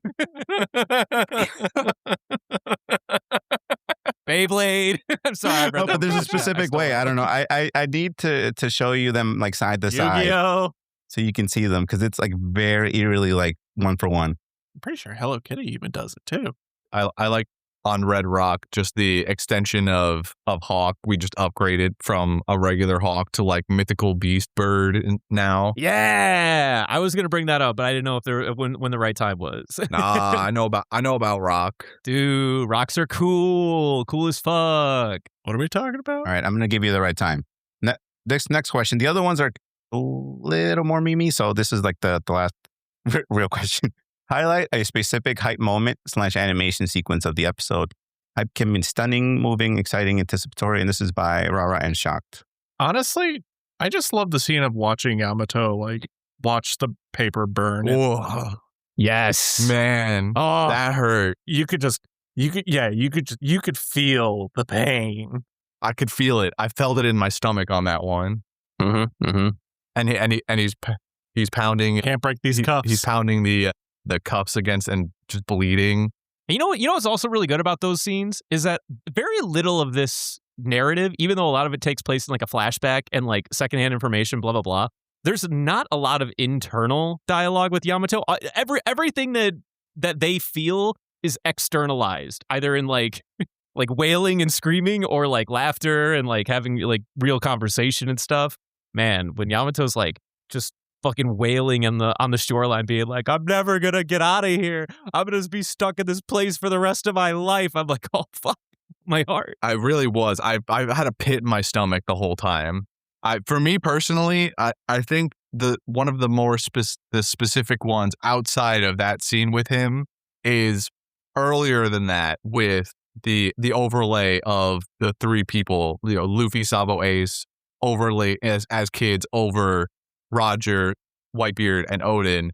It was just so, the animation style to go along with what was happening was just so, it clicked so well. It was, there's like a certain whimsical nature to it, but also the almost childlike realization and joy that Yamato was getting out of realizing what he was reading in the journal, in Oden's journal, that just coincided so well with it. So that whole sequence with him and seeing it play out before his eyes was, I would probably call that my favorite specific like hyped moment for me.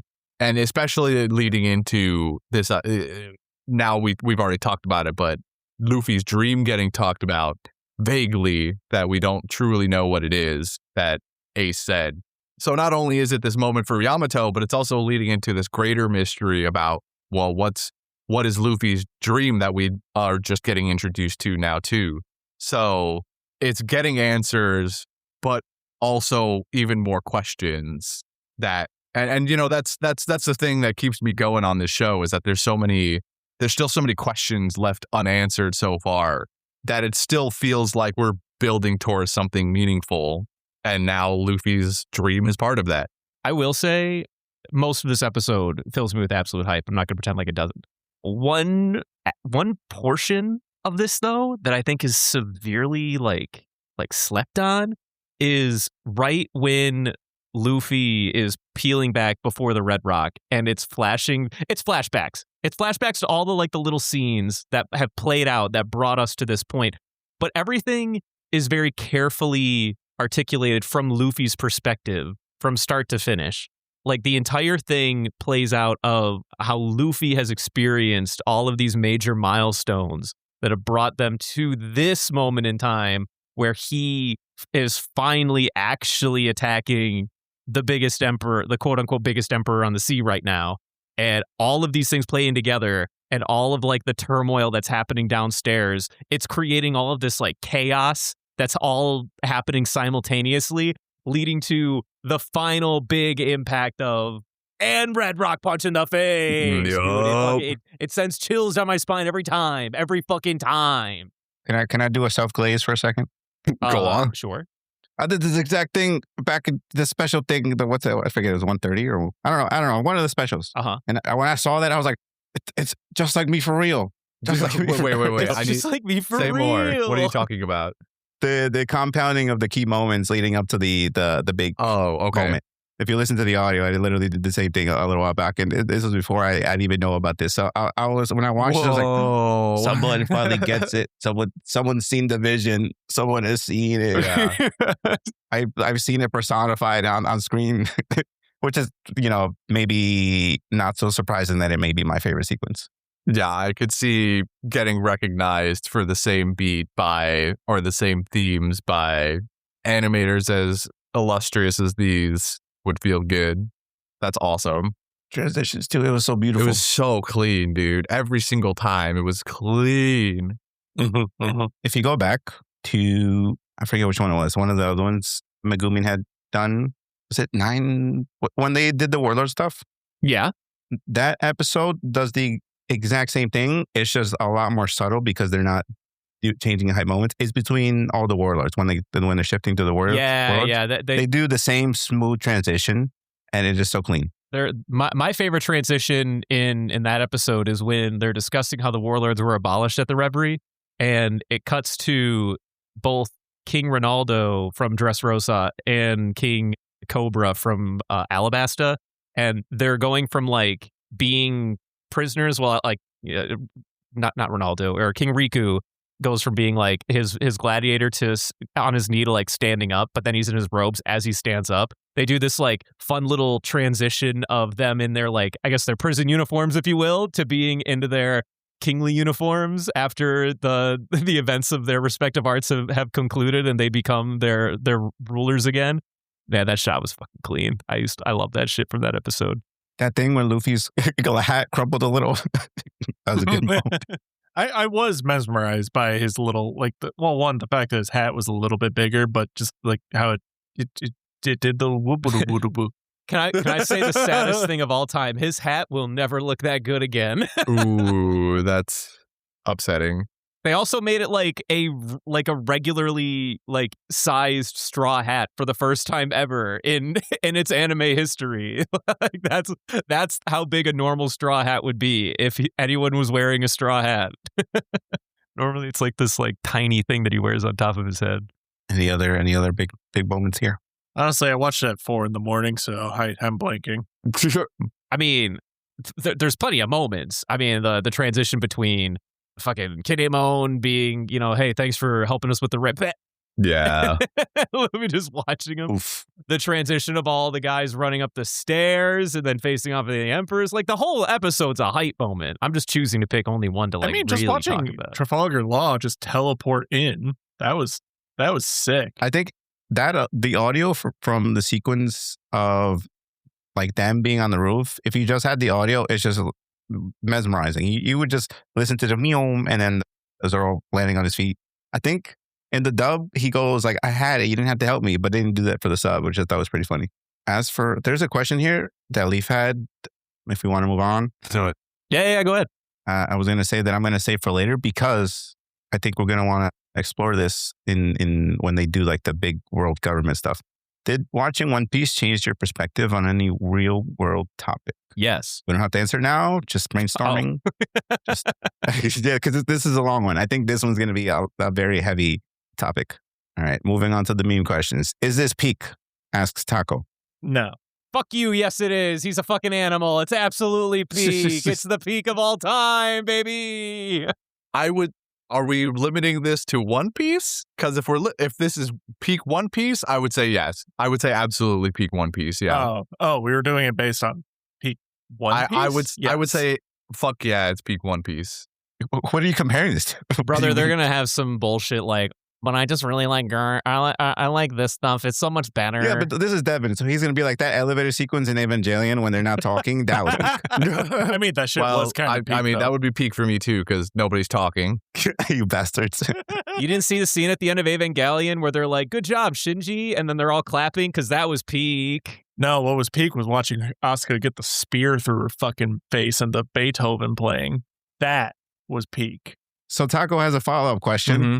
So you think this is peak? I do think this is peak. That's it. That's his question. We did it. The answer is yes. I do think this is peak. All right. Next one is asked by everyone. What are you wearing? I am actually wearing a lot of clothes. I am wearing shorts. That's new. I'm wearing a button-up shirt. It's like a short sleeve shirt. I don't know how to describe it. It's like a beach shirt, similar to the Cinderblock photo. And yeah. I got sweats and a shirt. What colors? Gray and gray. Really splurged today, huh? Yeah, I got gray shorts and a white and light gray lined, like striped shirt, but they're vertical stripes. I have on red gym sweatshorts and my cream-colored Opwall shirt available in stores now at redsightings.com. Wow. The only correct color choice, minus maybe pink. The only correct color choice. Yeah, I'm wearing black gym shorts and a t-shirt. Very boring. All right. Lemon spiced it up and said, why are you wearing? Why are you wearing? Yeah. Because in case my camera's on. Yeah, the real answer is I'm so used to being fully clothed when I'm in a long conversation with more than one person that, yeah, I think it would be kind of weird if I was just kind of in my underwear, don't you think? No. True. I have the opposite feeling of that. All right. And then I had a last edition here, which I think is a little funny. Shocked asked, how close do you think the Akazaya 9 were to beating Kaido? If he had health bars, how far did they get? They got like a good 1/10. I think they did more than that. I do only think they made it through like halfway of the first health bar. I don't think they did. He did yelp at least twice. Yeah. Like he felt it, but like he's fine. Yeah, they got Kaido to think about the scar, but didn't ultimately do anything. To think about the scar. If I'm to base it like a boss battle, my assumption is like, yes, you got through the first sequence of animations for his attack patterns. Now we're getting into I'm at my 3/4, thing. I'm gonna start doing extra flips and shit, and then we're gonna see, phase 2, where the health bar is gone, but then it's like, huzzah, real boss battle time. Yeah, one might be fooled into thinking they got rid of one health bar because Kaido transformed, but I don't think that's true. I don't think they got through a full health bar. I think, and I hate game design like this, so it infuriates me thinking about this in real time. I think he has 3 health bars, but 4 phase transitions. They do a trick phase transition in the first half of the first health bar to get you comfortable. Yeah. And then they're like, okay, there's no way they're going to have a 4th transition, but then Kaido's going to have a 4th fucking transition. You bet your fucking ass he is. He's going to become Magikarp. It's less of a trick in my mind and more of like, they just took too long. So then the boss got tired of waiting and got super mode. Yeah. Always, I'm losing my voice here. Always fear the big monster that becomes a tiny human. Always fear them. Sure. Don't trust a tiny Please human. don't fear the Reaper. In a world where big monsters are everywhere and the human is the final boss, that human will destroy you every time. 9 out of 10 times. The human is always the harder boss. Every time. Always. They have the speed, they have technique, then they have the power. I think that is most of the Q&A questions, unless somebody has more that they want to post in the chat here while we finish up. Bueller, listener questions, on the fly listener questions. Anyone? No, I don't watch One Piece. Well, you should probably say that there's a question in the chat before you just say an answer out loud. Fair enough. The question was, you guys watch One Piece? Favorite Scabbard? Kawamatsu. Favorite Scabbard? It is Kinemon, though. I do fucking love that guy. He's a good guy. Kinemon's good. It's Denjiro for me. That man got so angry, he got hot. He did have so much rage he got so angry, he got good. I think my second favorite is Ashura Doji, but Kinemon takes the cake. He's just so good, dude. I'm a big Kiku person too. She's great. Yeah, Kiku is pretty good. Oh boy, now we've got a real question in the fucking chat. Do you think Luffy will defeat Big Mom and Kaido at the same time? This is my $1 million motherfucking question. By Rin. Are we taking 2 emperors down at the same fucking time? Absolutely. You think so? Yeah. I kind of feel it. I think by the end of this arc, we've got both of them down. We know who the final boss is, so we don't have to worry about these 2. Yeah, it's the government. Kaido? Yeah. I said Kaido, but I meant Kobe. That's stupid. Okay, but like simultaneously, you think Luffy does what? Like a 2v1? No. They split them up somehow. I think at some point there's going to be a 2v1. I don't know about all that. I think they split them up. We split them up. We Luffy and someone of the main crew takes on Kaido, and then somebody steals with Big Mom. Oh, so Luffy deals with neither of them in your scenario. No, he takes on Kaido. He fights Kaido. Oh, I thought you said he's going to have someone from his It's crew Luffy take plus down company, which is going to be the symbolic thing, which is probably going to be Momo and Yamato, and then Big Mom is taking on the people that aren't Wano related. I don't know, man. I find Double Emperor takedown this arc to be far-fetched. That's just me personally. Now we got to make up for lost time, dude. We didn't do it in Whole Cakes. Now we got to double up here. I just don't understand. Like, it feels too bloated. You can't have Luffy have a respectable 1v1 against Kaido. He's made of rubber. Hold on. You cannot have a respectable 1v1 against Kaido and then simultaneously have time for a 1v1 against Big Mom, because he only ever beats his baddies in 1v1s. Unless you think he's going to double team the damn Emperors. I think he's going to double team them. I think he's going to hit them both. I don't think Big Mom's his opponent. Big Mom's like the type of person, she is the smoker in this instance, just chasing him down, but he's not interested in fighting. I mean, he's kind of interested in fighting. Kaido is like his big villain. I mean, sure, but there was a moment like 30 episodes ago where he basically told all of them they were getting the smoke. Like there was that fake out moment where somebody asked Luffy what he's even doing here or whatever, and says like, "Are you here to take down Kaido?" And then he's like, "Nah." And then we have that 2-minute moment of people going, "What? You said you were here to help us." And then he goes, "You're all getting the smoke. Every last one of you is catching these hands." So he's here to. But you know, he just says shit. And he follows through on a lot of it. It's true, but I think in this instance, I don't think he's taking out both of them. I have faith in new Luffy. I believe in the split. We have Zoro on deck. Zoro is going to be fighting somebody, which I want to believe is Kaido, but something tells me that he's going to not fight Kaido. Zoro's too strong for him to join up with Luffy. This is like a big scenario. Like we've rarely seen these two fight like hand in hand, and I think they save that for something big.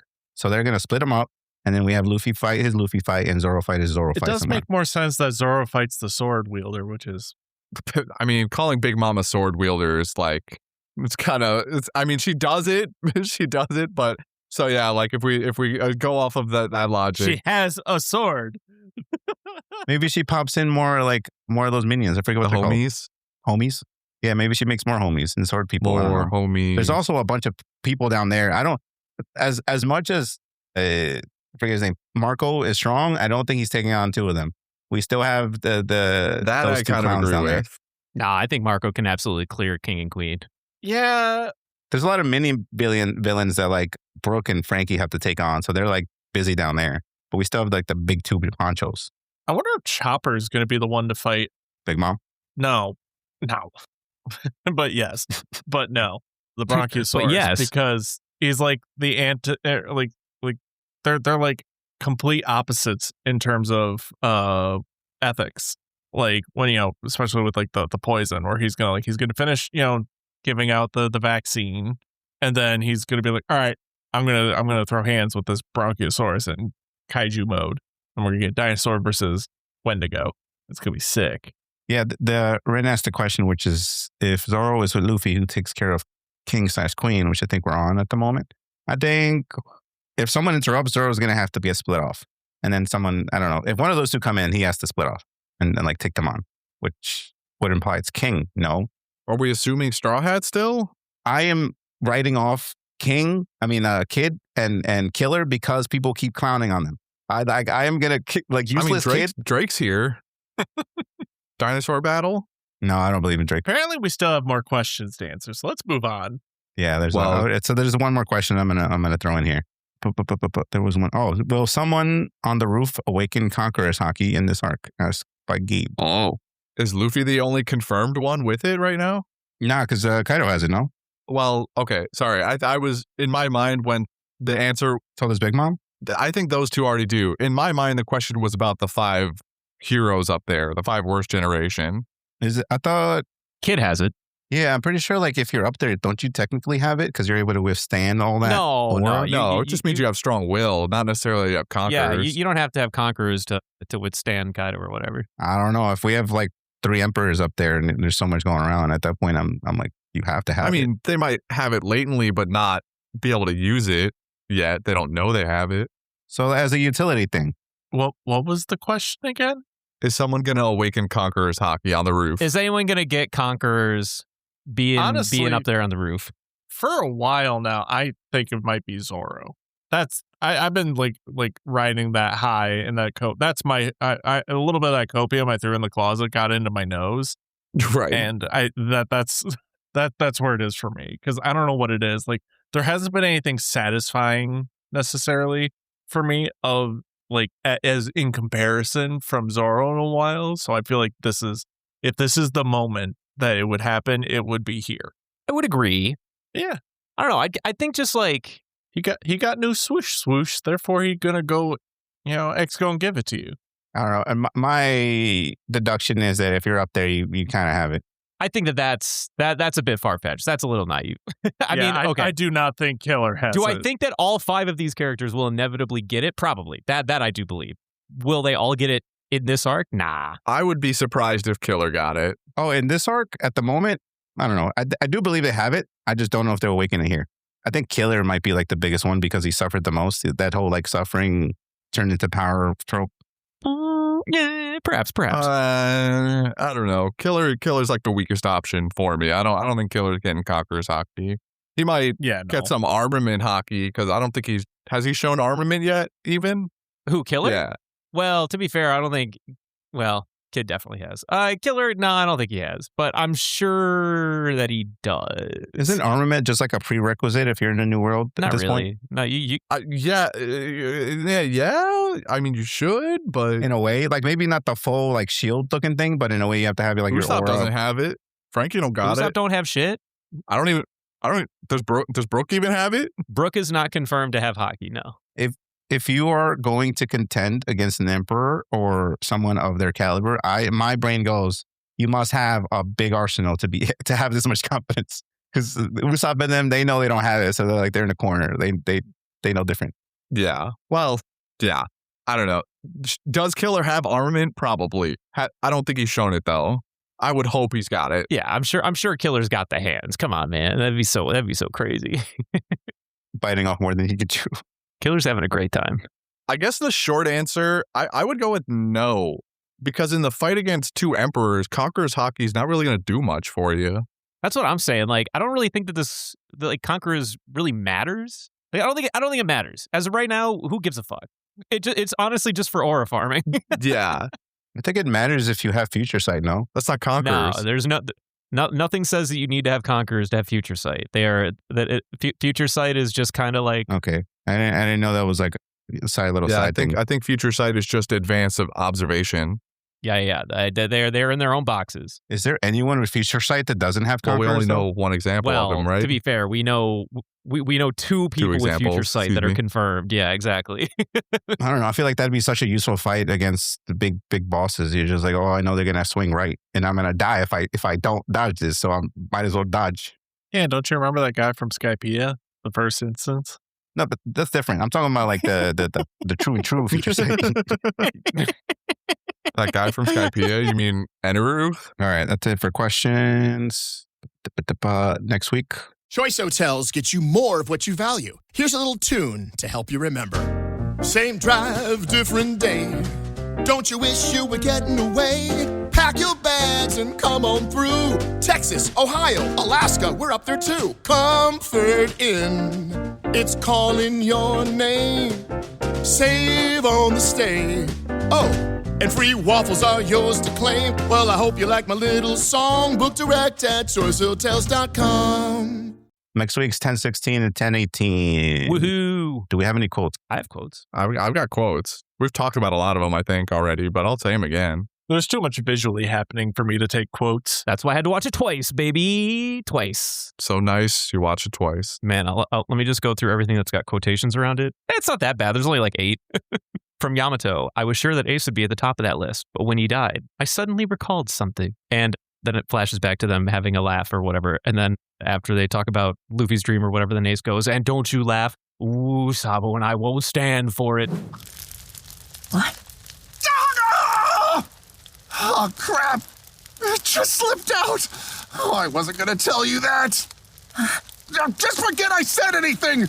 Oh, and you better not laugh. Sabo and I won't stand for it! You know, Travis Willingham, the guy who voices Ace, historically has pretty much stopped doing any dub work for Funimation because of how the union that he's a part of has engaged their relationships in recent memory. He literally only comes back to do Ace, and I love that. Perfect. I love that he will only ever come back to the studio to do the part of Ace, and that's it. Thank you. On behalf of all the fans of your work, thank you for coming back just for this motherfucker. You're a hero. Actually, just a hero. This is after they make the Beaver card. This is just a piece of paper. Yeah, but this piece of paper is going to bring us back together someday. I made this. Huh? It's your Vibra card. Oh, so this is it, huh? This is just a piece of paper. Yeah, and it's really special because this paper will bring us back together someday. What I really like about this is that this is literally verbatim the exact same dialogue that Ace and Luffy had when they were in Alabasta, only this time it's reversed. So fucking cute. Oh, okay. This is Yamato screaming and breaking my heart. My father is too strong. I'm going to die in this horrible place. I can't save him. I just want to be free.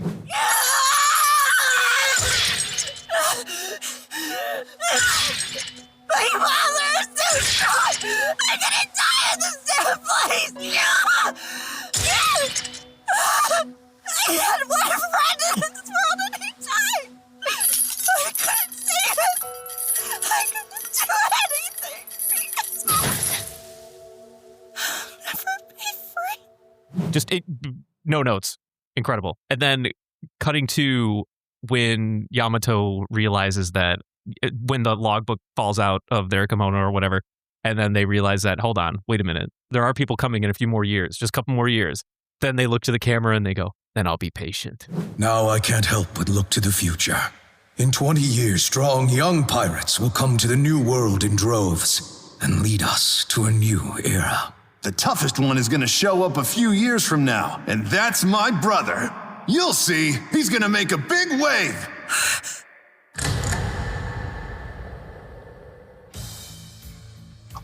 Then I'll be patient. I'll wait for the same thing Oden was holding out for. Just fucking slaps. Kinemo's performance, I'm full of regret. Full of regret. I can't even die. I'm too ashamed. How can I show my face to Lord Oden in the afterlife? Kino! Fills me with regret every time I hear him say it. And finally, I am Monkey D. Luffy, the man who will surpass you, and I'm going to be king of the pirates. I am Monkey D. Luffy, the man who will surpass you. And I'm gonna be king of the pirates! That's all I got. It's every time. I don't know about every time. I don't know about every time. I think that Luffy quote would be so killer, like so boss, if he didn't say it like every arc. It would be so cool if he didn't say it every arc. Dude, the fact that he says it every arc makes this feel so much more reinforced. Nah. This is the bit that we love. Nah. Fuck you guys. Nah, I want him to like use that sparingly. No, fuck you guys. You guys suck. You don't understand fun. All right, are you done with quotes? I am done. Devin, you got anything in the tank? Dude, I was too mesmerized to remember what people were saying specifically. Can I make a quote just watching the fever card burning? Just the sound effects of it?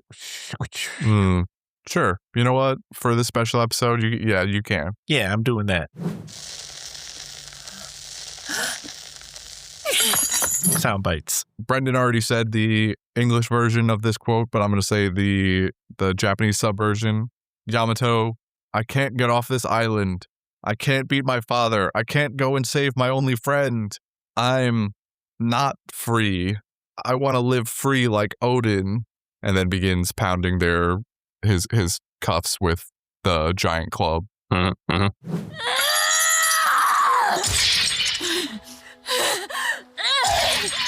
ここから出られない。父にも勝てない。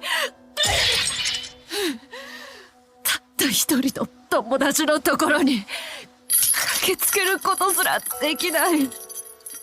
僕は自由じゃない。 Immediately after this, when he finds resolve again, after hearing Ace's voice in his head, and he charges at Kaido, his father, he says, I'm Oden, you damn old man. That's it, Yamato! Hey, you old bastard! I am Oden!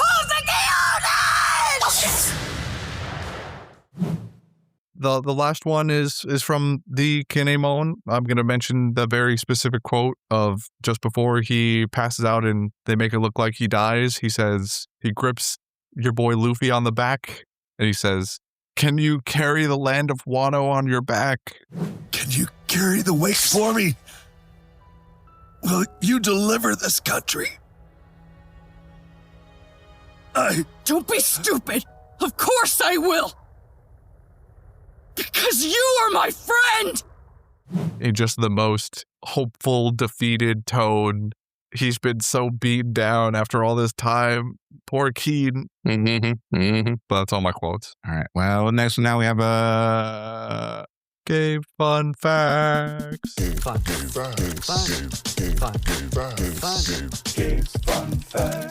Woohoo! All right. Well, now we're here, Brendan. It is my time. Let's open it up. Okay. Hello, this is Gabriel speaking to you from the roof of Onigashima. Some punk with a straw hat just absolutely pummeled an oversized cowman and is now aura farming in front of everybody. Pretty neat stuff. Remind me to get popcorn. Anyway, pointing out manga to anime differences for this episode didn't feel right because knowing what from this episode actually happened in the manga is completely irrelevant to the overall quality and enjoyment of the episode itself.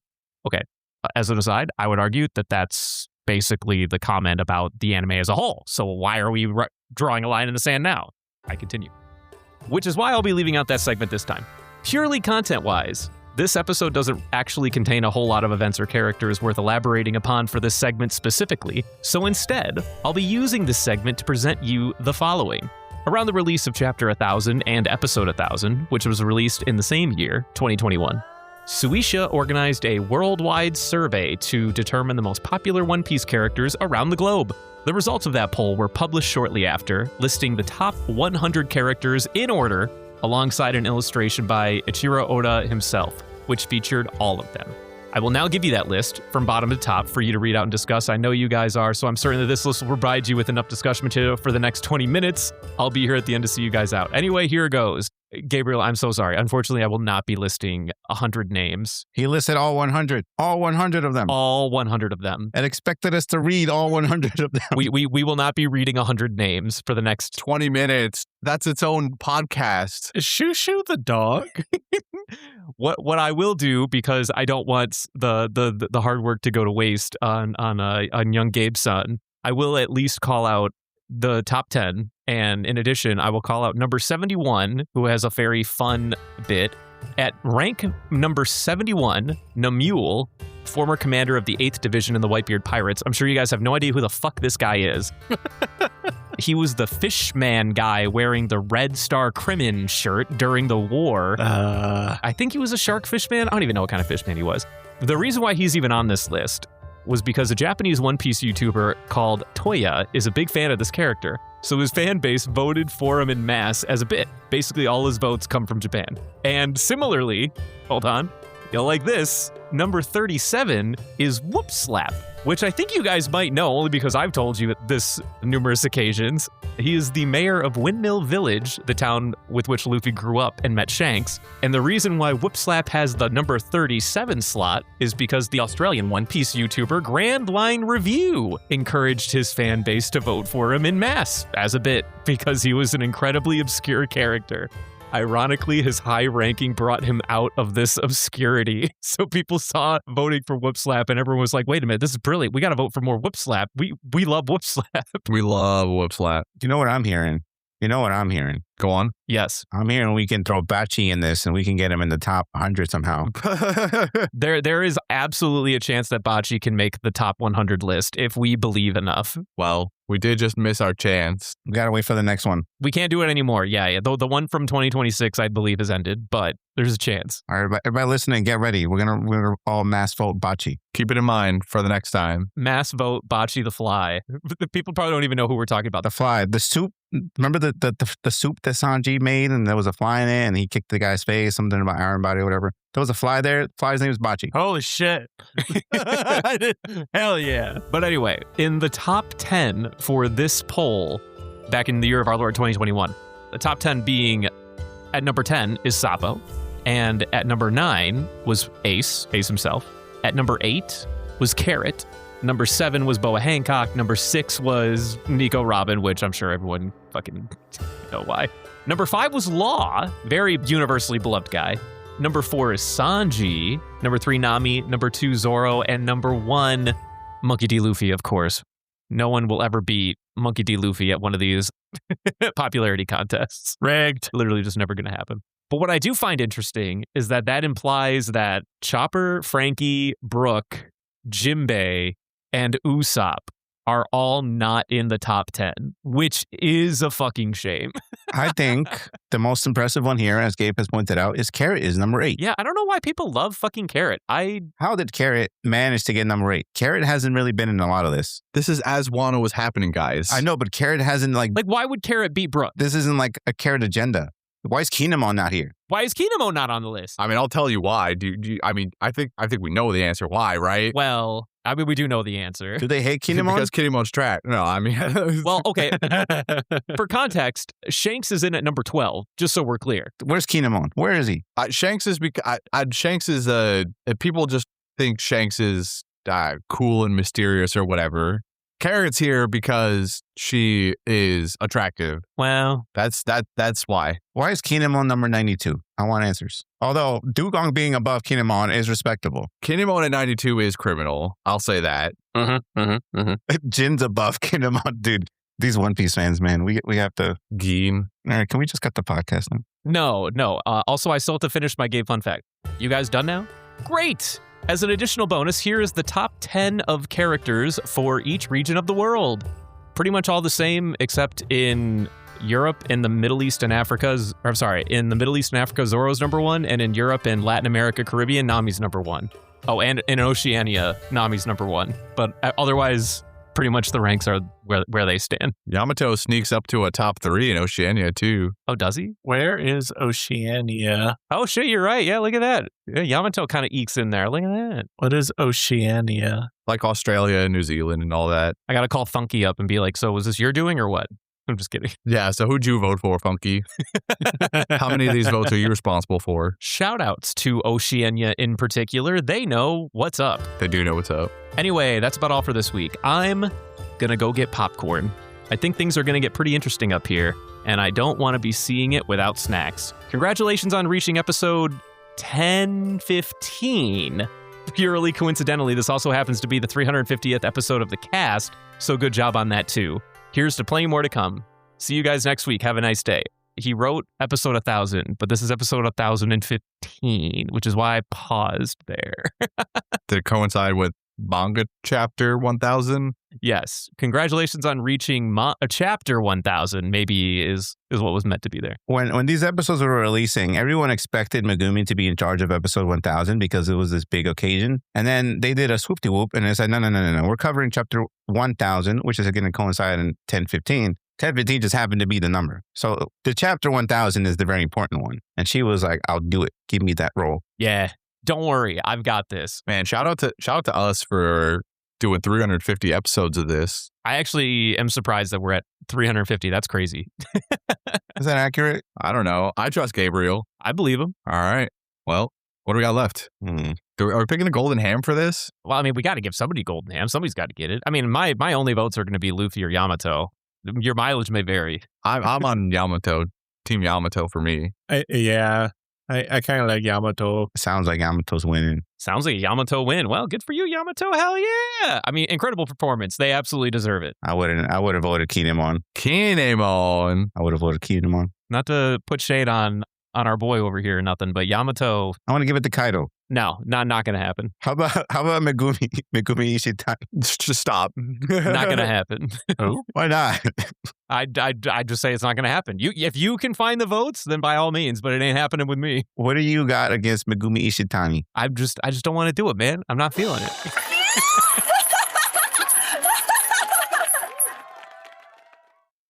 All right, we did it. Yamato wins a golden ham. Moving on to fan mail.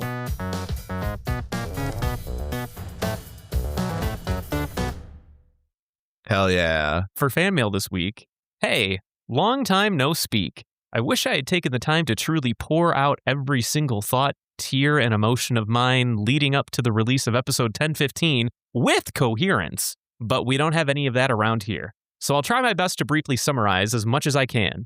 Welcome to Roof Piece, Chapter 1000, pages 5 through 19. Peak. Number 2, man, I love Yamato. Amazing character design from top to bottom, double fruit and daddy issues included. That's right. I love me a dude with big... Well, he is a Zoro stan. I don't want to say this. With a big chest. I love me a dude with a big chest. Still not bigger than Zoro's, though. I just Shocked that was so. Number 3, Yamato X Ace is canon, and you can't change my mind? Oh. What a weird take. Fuck you, dude. Another one for Devin's corner. Hell yeah. There's 3 things I like about this episode above all else. The animation creative way they flash back to Ace and Yamato, same. The way Luffy says Red Rock, and the fondest memory of me and Simi racing to binge the manga and catch up to episode 1000. For those keeping track at home, Simi is our IRL friend who passed away from COVID-19 some years back. We have an episode for a Simi cast at one point in time. If you want to know, I think the rest of this email actually talks about Simi comments. So we are reading from who knows what time to 3 a.m. Simi kept going because the man was an animal, but I love him. There's something so special about doing that. The closest comparison I can think of is when you camped out for a major midnight release at GameStop. There's a small bit of community, hype, and knowing that you're about to be a part of history that makes it all worthwhile. And not just history in the global sense, but like, I knew I was making a memory that night with him. 12 out of 10 would do again, but with more caffeine. Anyway, that's my rant. The rest of this message is for the guys to read if they feel it's appropriate to explain my absence. TLDR. Someone close to me has contracted colon cancer, and I'm going to ride the wave with them until they're in remission. And if I'm being perfectly honest, I was already feeling overwhelmed with certain parts of my personal life and was contemplating taking a step back for a long time, but didn't pull the trigger until now. I don't know when I'll be back, but I'm sure I will be someday. Soon-ish, TM. I feel confident about the future, optimistic specifically. 2027 will bring change that you and I have been waiting for. Finances, career, art, everything. The winds of change are coming. So be sure to have your sails unfurled and well-maintained as we ride out towards the horizon on the sea of possibility. Cute. Very nice. Nice message there, Justin. Bro got so deep at the end there. I know, that's what I'm saying, dude. I realized as I was reading, I'm like, the man's gonna talk about Simi and then he's gonna explain why he's gone. This is gonna be real. I gotta put my game face on. We're gonna lock in. When he dropped that major midnight release at GameStop, I didn't think he was gonna go so deep at the end. Yeah, I hit a Ratatouille moment where I just zoomed out into Modern Warfare 3's midnight release. I have a so real of a question. How many midnight releases have you guys been a part of? I actually think I've only done like 2. I've done at least 3. I've done 3 or 4. I've done 3, but they were not for video games. They were for the Harry Potter books. Okay, no, I did not do that. I did Halo 2 for sure, but I also didn't have an Xbox, so I wasn't even there for me. And I did Skyrim, but also not for me. I was invited by a friend at the time, and they were like, dude, we're going to go to the midnight release of Skyrim. Do you want to go? And I'm like, I mean, I guess. I had nothing better to do. Talk about being a part of history. You know, if we want to go full circle, one of my big ones is Battlefield 3. Same. Crazy. Wow. Battlefield 3 and 4 I went for. Podcast store, that's where Devin met people, and I met Devin. Hi. Yeah. Battlefield 3 is the sole reason we're friends. Yep. I do it again. Oh. Hey, stop calling us millennials. The chat's calling us old. Damn, you don't know. You don't know the hype. I did Battlefield 3, Battlefield 4, Modern Warfare 3, and then another Call of Duty. I might have done Black Ops, actually. Oh, you know what? I forgot one.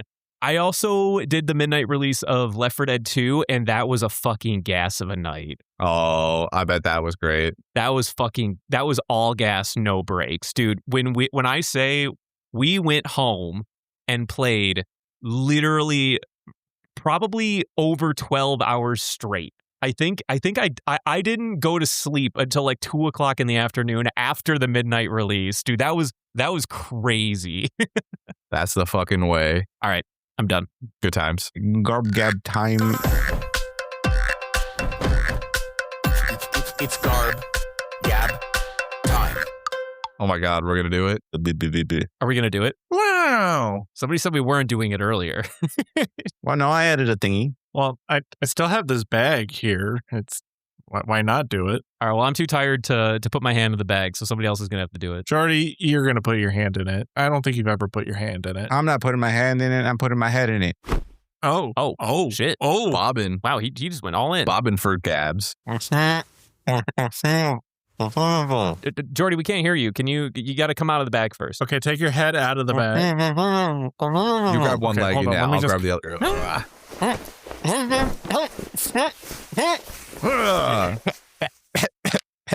Hey, we did it. We saved him. I said I found a rock. It's shiny. Ooh. Well, sweet. Love a shiny rock. I wish I had a garb gap. It's gotta be on the rock. No, and Devin. It gave me a thingy. It granted my wish. It gave me a letter.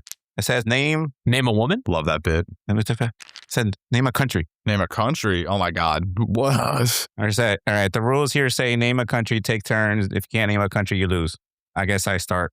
United States, Armenia, Brazil, Switzerland, wait, Germany, Czechoslovakia, Argentina, Yugoslavia, France, Monaco, Canada, Spain. I fold. Iceland. Wait, do we keep going until there's last one standing? Yeah. Oh, my bad.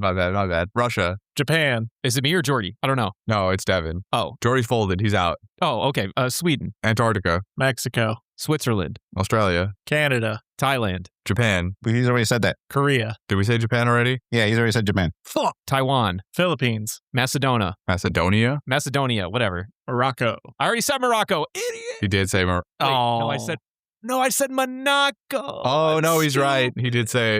He said, yeah, it's two different ones. I said Monaco. I'm stupid. Keep going. India. Wait, I'm trying to think of which ones you already said. Devin, for $1, name a country. Devin, for $1, name a country. Finland, Bahamas. Cuba.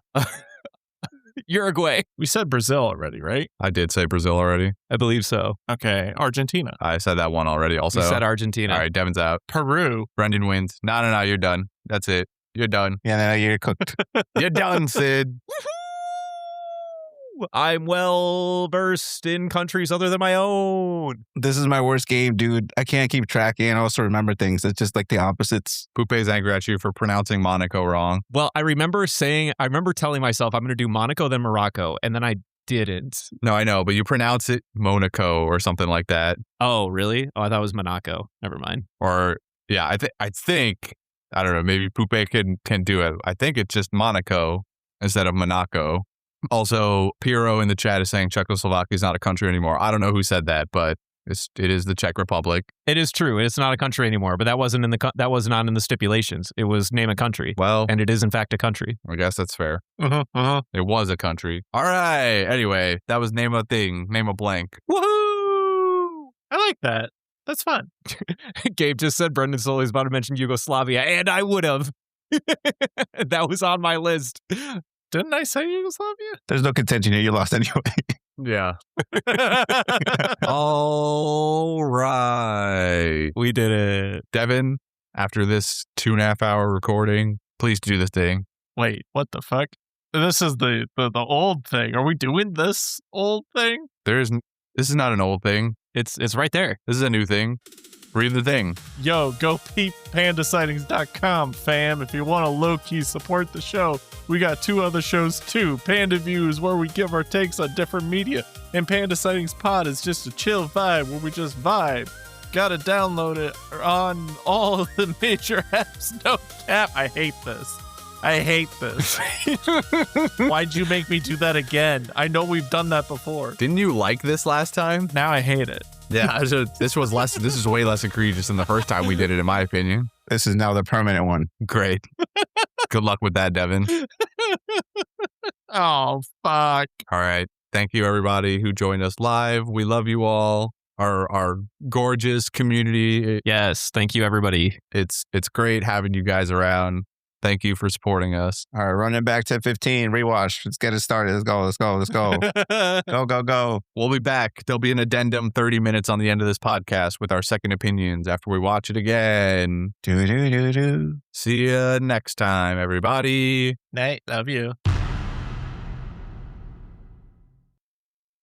Hello? Look what TJ Maxx dragged in.